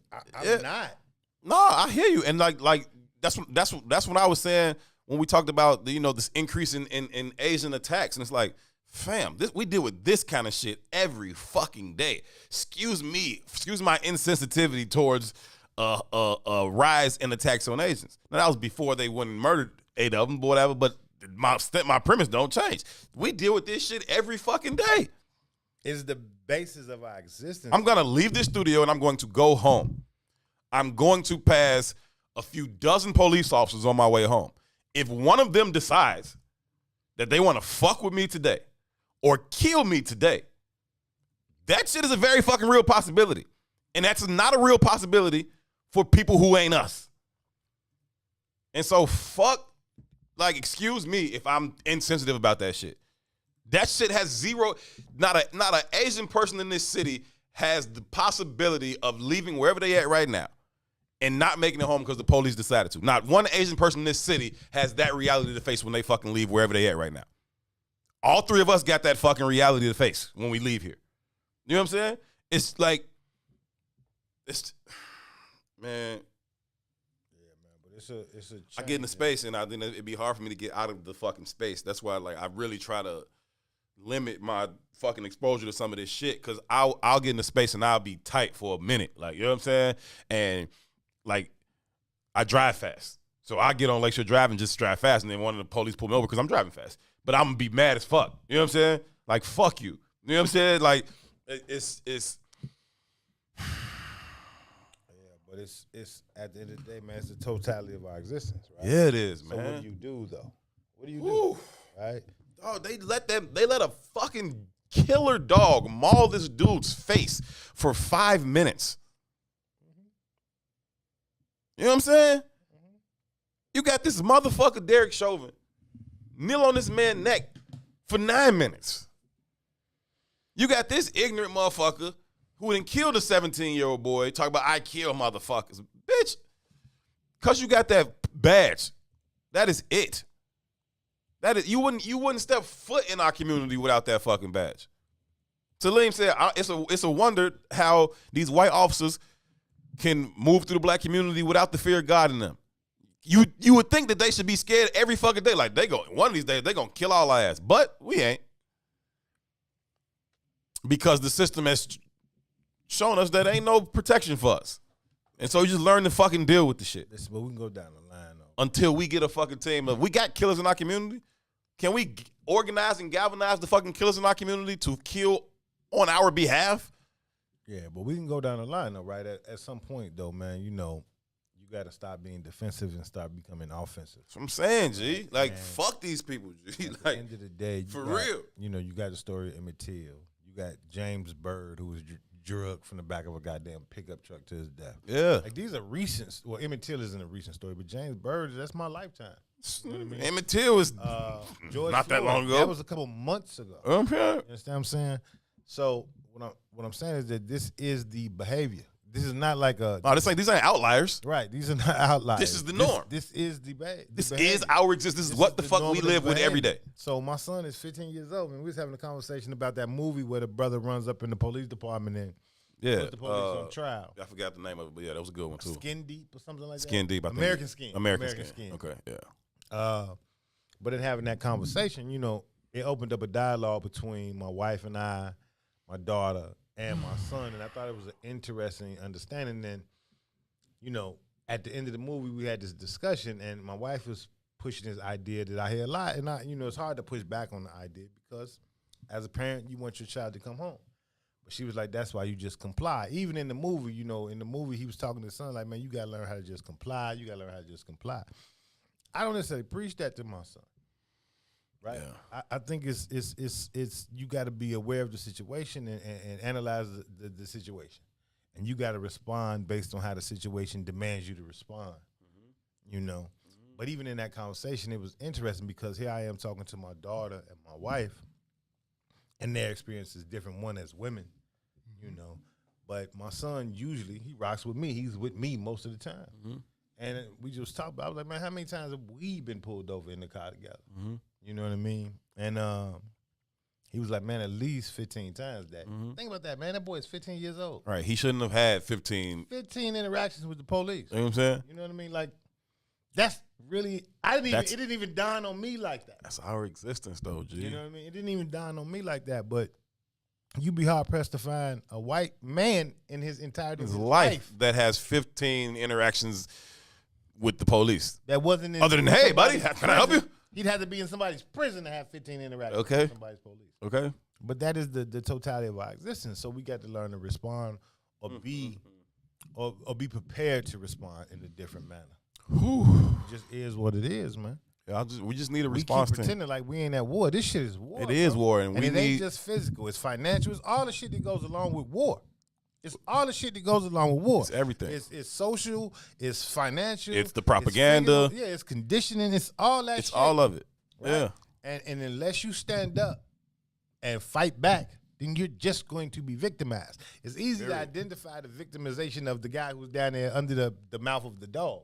It's easy to identify the victimization of Laquan McDonald or George Floyd or Breonna Taylor. Go down the fucking line, right? But you being victimized too if you live in O Block and they close down all the goddamn public schools and you got to go to diet and then you create this whole war, goddamn fam. gang war because now you got to go through these different territories. Outside of just that shit. It's an act of war. The lack of education. The food swamps. The food deserts. The whole shit is all war strategy. These are all acts of war. It's all war strategy. And we got to understand either you're going to be a motherfucking warrior or you're going to be a motherfucking victim. That's it. That's your option. That's your option. And you got to decide. And we seemingly choose victimhood because in that victimhood, it allows comfort to what we aspire to. There you go. It's the comfort, G. To honestly assess the situation would bring up some level of discomfort because you got to honestly evaluate your place in the society. You got to honestly assess how you treated in this motherfucker. And you got to be honest that that's not going to change unless you fucking change it. That ain't really comfortable. It's a lot more comfortable for me to just, go through this system, bullshit as it may be. But it ain't really comfortable. Nah, it ain't. But it's the discomfort we know. And so we cool with it. We used to it at least. You know what I mean? Man, dog, I'm so pissed off right now, but man. That's my thing, right? So we got this whole swath of our community talking about stop Asian hate. I stand with the Asians. Do they stand with us? Here, bro. Fuck that shit. Get the fuck out of here. This is Killer Man again. It's every man for itself. There ain't no teams, bro. You was born into your team. You was born into your fucking jersey. Accept it and wear it proudly. It's all you can do. It's all you got, but bro. But we spent our whole life trying to come out that jersey. And you can't. It don't really fucking matter. You're not coming out of it. Like, it's trash, bro. But again, man, Asians and us occupy different caste positions because of our disparate histories, and that becomes even more. Salim's comment keeps moving. I'm trying to keep up. Hold on, I got to go back to find it. Says, Asians and us occupy differing caste positions because of our disparate histories. And that becomes even more disparate considering the wide variety of Asian people. We have separate justice claims, but we can find common cause in the fight against white terrorism. The NOI, the Panthers, the BLA all had tight Asian allies. Yeah, I'm straight. But that seems to me like I feel like that's the past, right? I think that I ain't seen it lately. Right, I feel like they've evolved, and I think go like to bat for us. Right, I oftentimes feel like because Salim has been hitting us on that too, right? Like we got to have allies, etc. But I feel like they got to demonstrate some alliance with us. I don't feel like even in this piece that they're saying, "Hey, we getting in the black vote." Show me. They like, no, we don't want. We don't care what happens to y'all over there. Just stop it from happening to us. Yeah. Like, are they gonna change how they treat? No. Man, No. Have you seen Martin Crime Chasers videos? From all the times that black folks, remember Tyrone Muhammad bust the windows out because they beat the sister down, and now it's like we supposed to be in alliance, and it's I don't know, man. I ain't seen nobody at George Floyd. I ain't seen. Why nobody. we always got to be the first person at the table? And you know what? They ain't forgiving the white boy neither. I mean, they ain't forgiving nobody. Nah. We remember Emmanuel Baptist Church. Did anybody go sing Amazing Grace for them? All right, I'm sorry. No, it's real. No, that's real. I'm amazed on that. Yeah. And we got to understand this is a game of power, y'all. This is a game of power. When you talk about economic mobility, Asians is next up the bat. Yes. Right? Quite frankly, when you talk about economics and you talk about people of color before there's Latinos taking our piece, it's Asians. Whether it's Indian, Chinese, they roll the people of color piece, and they got the engineering firm that does the multi-millions, and we still stuck around, and they still be like, get y'all ass up. I feel sorry for your mama. That's real. There's a book called Indochina, and it's got to been 10 years since I read this book. Damn, nigga, how many books do you read? But it's talking about unbelievable. the emerging markets of India and China. You know what I mean? And Cherie hit me, hit us last week or something. It was like, man, y'all need to watch this movie on Netflix called White Tiger. All right, I still ain't watched it yet. Either. Right? And that's the whole theme of the movie. Like, and there's a quote from the main character in the movie. Subtitles, or is it real? No, it's real shit. I mean, is it subtitles? No, no subtitles. They speak in English. Okay, good, right? good. But there's a scene in the movie. It's basically a East Indian dude comes up out of servitude and becomes the man, essentially. You know what I mean? That's the storyline. Okay. But at the end of the movie, or like near the end of the movie, there's a line in it where he's speaking. He was like, the white man's time is past. It is now the yellow man's time. And it's just this ode to how we are going to have power, and this is how we're going to leverage power. That's the whole theme of the movie. You know what I mean? And they are number 2 in line for power or world domination. So when you think about how Asians, like my brother-in-law just went to the Sudan like two years ago or some shit. And he was talking to me, man. We was having a conversation. He was talking about how the Sudanese people have essentially sold their highways and their roadways to the Asians in perpetuity. Think about That's that shit. everywhere. Think about that shit. Everywhere in Africa. Yeah. When you go to Africa, they own the roads. Asians and They own the roads and the waterways. So put it this way. Imagine going from and here they use their prisoners they ship their prisoners, their prison population over to build it. Go ahead. Same goddamn American concept, right? But imagine going to Matson and you got to pay a fucking toll to go to Matson and come back. And the toll is like $75 fucking dollars in perpetuity. Forever. For fucking ever. Right. For fucking ever.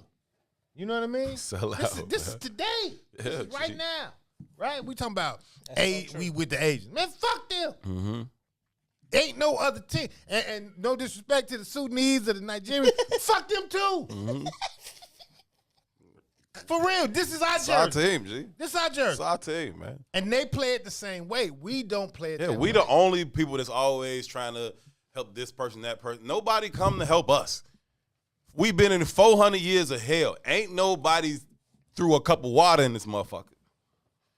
Like, but it ain't even that, man. It's everybody has an understanding of the rules of the game. The game is about power, not shared power, not communal power. Total power. It's my group or fuck you. Period. Either you with me or you against me. Period. That's it. But that's why I like. In the game of power, there are no allies. Now, you can leverage people. Yeah. When you got a common enemy or a common cause, you can absolutely leverage them. But us being at the bottom of the economic, social, and every other goddamn total world you is could think dolo of, in this joint. when you think of that, nobody looks at us as a power. The reason we become liquid gold to these people is because we are in the servitude position. Of course I can open up a restaurant in your neighborhood because you can't do shit for yourself. Right. Right. But as far as leveraging you, all they're doing is leveraging the imagery of our struggle. They ain't even leverage.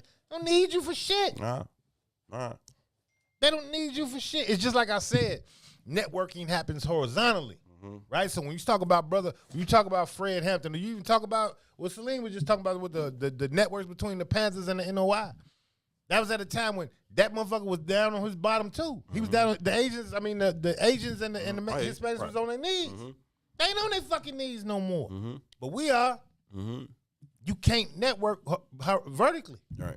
And they ain't on a horizontal level no more. So now they just leverage us. They ain't trying to network with us any fucking. They ain't got to build with you no more. Just like I said, man, if you got a product and you the motherfucker at the bottom of the totem pole, you got the top, he'll leverage your product. He'll take your shit from you and keep it pushing. What you gonna fucking do? Right. You build with somebody who's horizontal, y'all can build together. But if you at the bottom of that conversation, if you at the bottom of that metric, you got to rethink that. Right. You ain't in position to be somebody else's helpmate.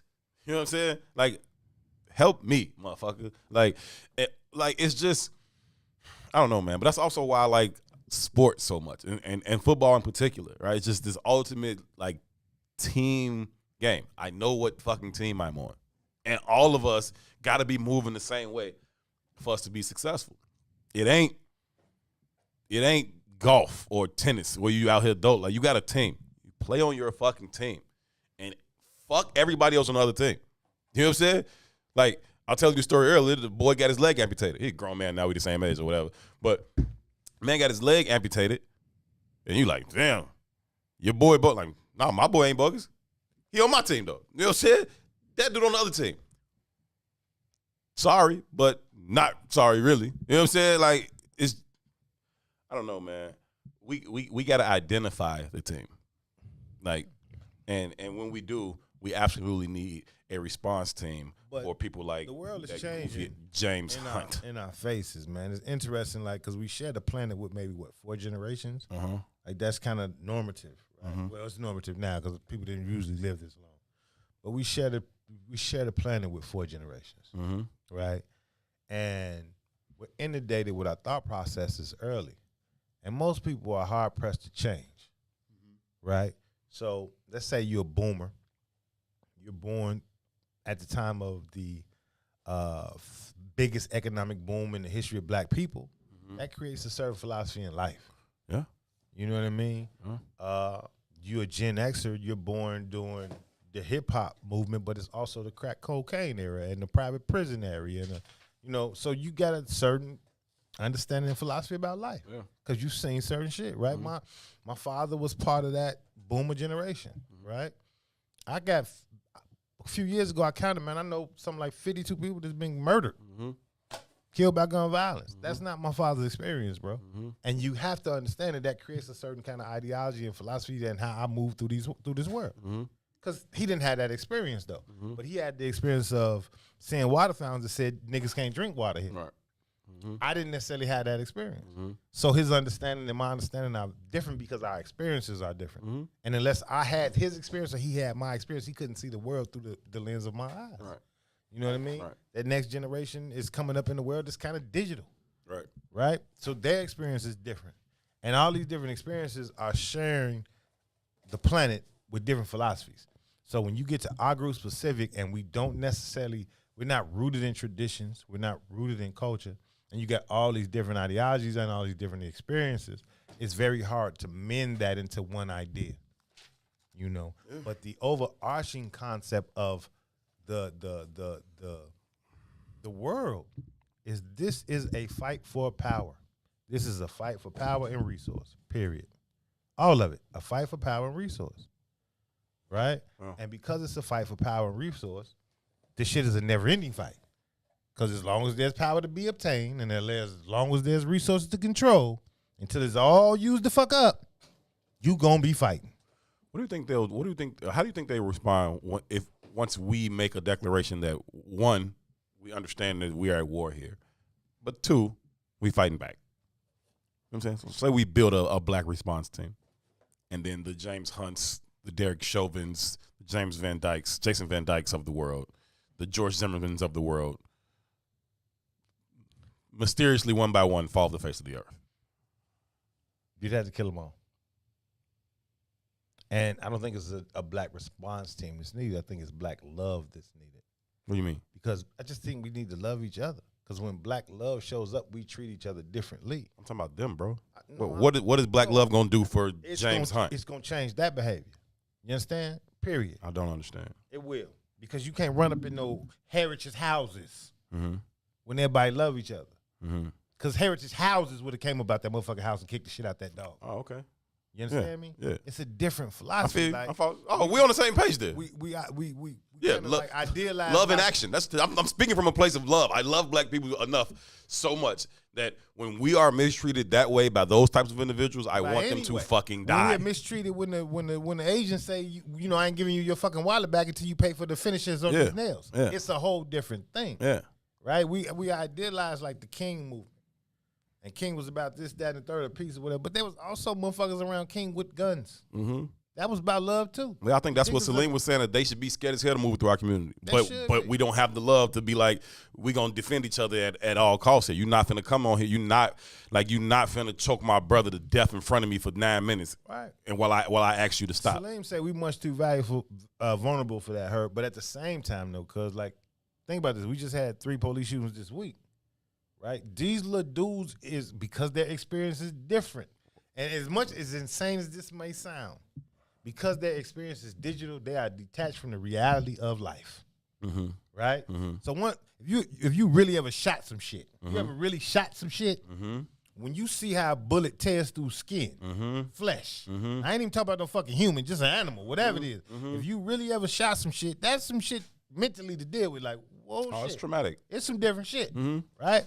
And in a lot of ways, you got to either be trained or bred to be that kind of motherfucker, right?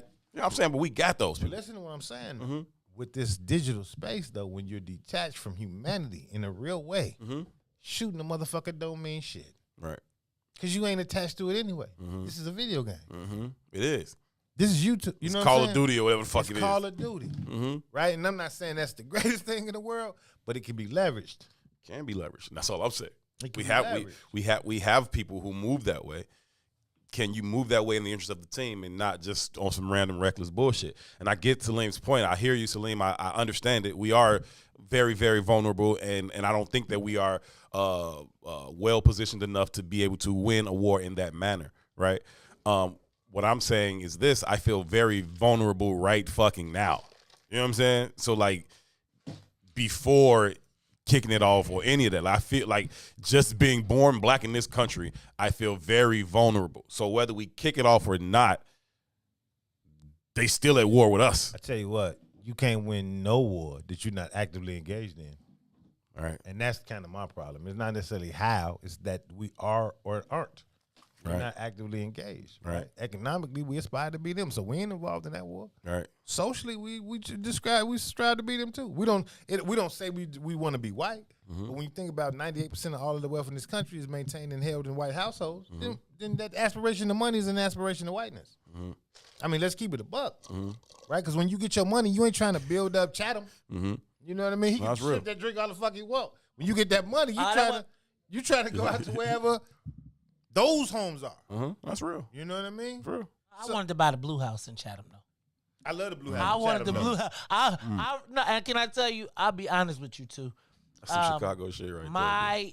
My aspiration was to be able to buy a house. There was a time when I wanted to live in Chatham and buy a house in Chatham. I wanted to live in the Blue House, and then Dana got it. But I think my aspiration, and even in acquiring wealth, is being able to live in my own neighborhood, my own compound. I just don't want the niggas in my garage, man. I told Salim, I think it was Salim, I'm not sure if Salim was asking me earlier. I was in your comments, though, Maze.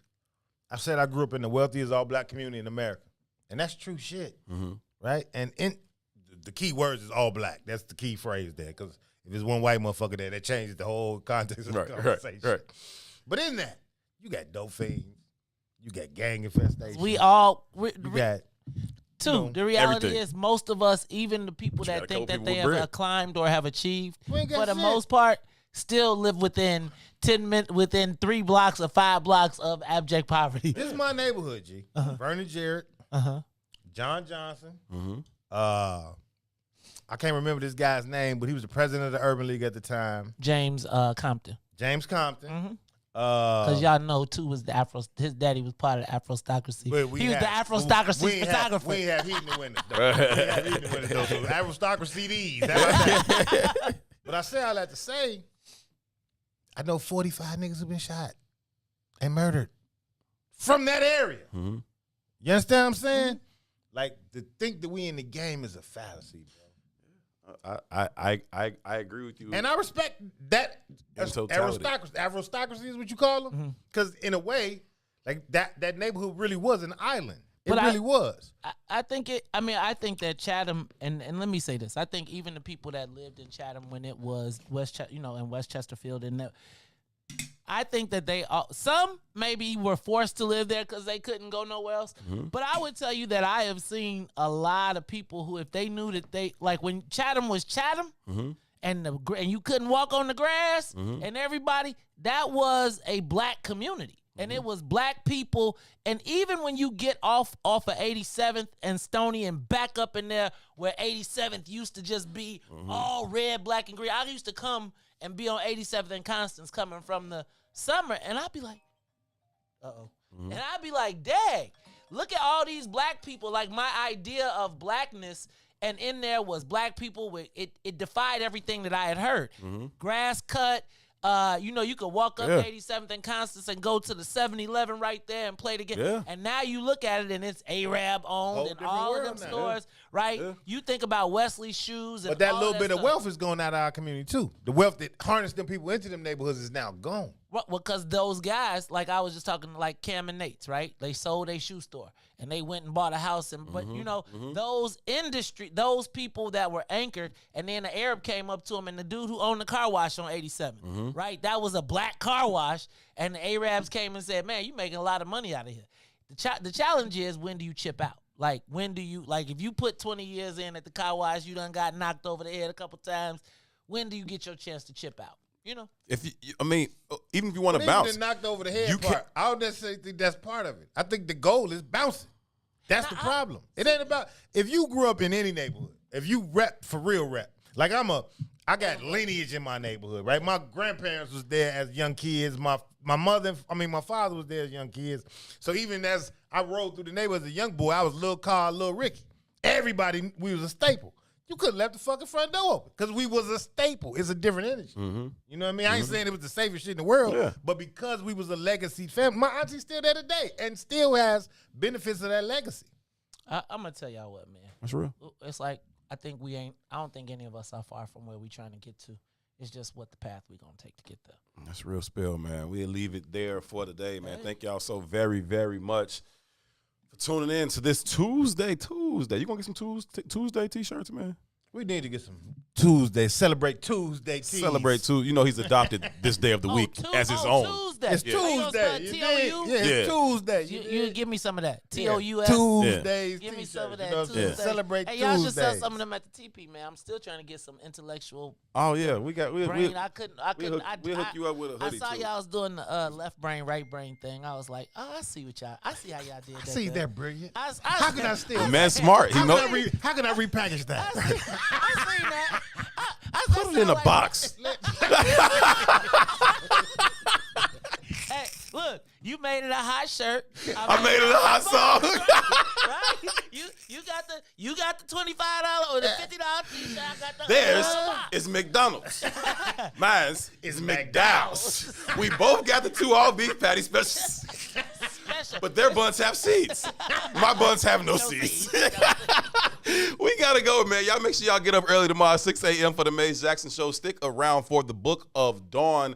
And then make sure you are ascending into Muwakil's world for a very, very dope conversation on reparations. Tomorrow, Salim will be joined by Robin Rue Simmons. She's the alderwoman from Evanston who spearheaded the historical and groundbreaking reparations bill. But it's the first of its kind. So it is historical and groundbreaking. Now, whether it's, whatever, but you can find out. She'll be in Muwakil's world tomorrow at 11 a.m. Do not miss that conversation. The brother Cam Howard, who is the national co-chair of Incober, will also be in the conversation. So make sure y'all tune into Muwakil's world tomorrow right here at 11 o'clock. Slim, I want to hear you forcing Cam's hand, man. Make him have that ADOS conversation. I really want to hear that. You ain't never had that conversation with Cam?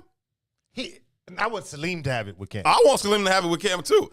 I done had that conversation with Cam a lot, and I love Cam. But he's wrong on this thing. And I respect all the work that he's done on reparations more than me and most people ever have done. That being said, you're wrong. He's wrong. But make sure y'all tune into Muwakil's world, and then touch down on the soil with the Bigs, Teen and G. Teen and G. I'm just gonna mix their whole name like that. You did it. I'm start calling them Tino. Gene and T will be here, and then we'll be back here same time, same place tomorrow at 3 p.m. for Maze Jackson. Held it down today, man. And had a couple Maze was pushing the buttons on time and everything. Pushing the buttons on time. I'm proud of him, man. Thank you. Manager man, trains you well. Manager man. Shout out to Lil Rod, man. For Maze Jackson and Toussaint Werner, my name is Herb Howard. We'll catch y'all tomorrow. Y'all be good to each other. Peace. Assalamu alaikum. IFTVPN.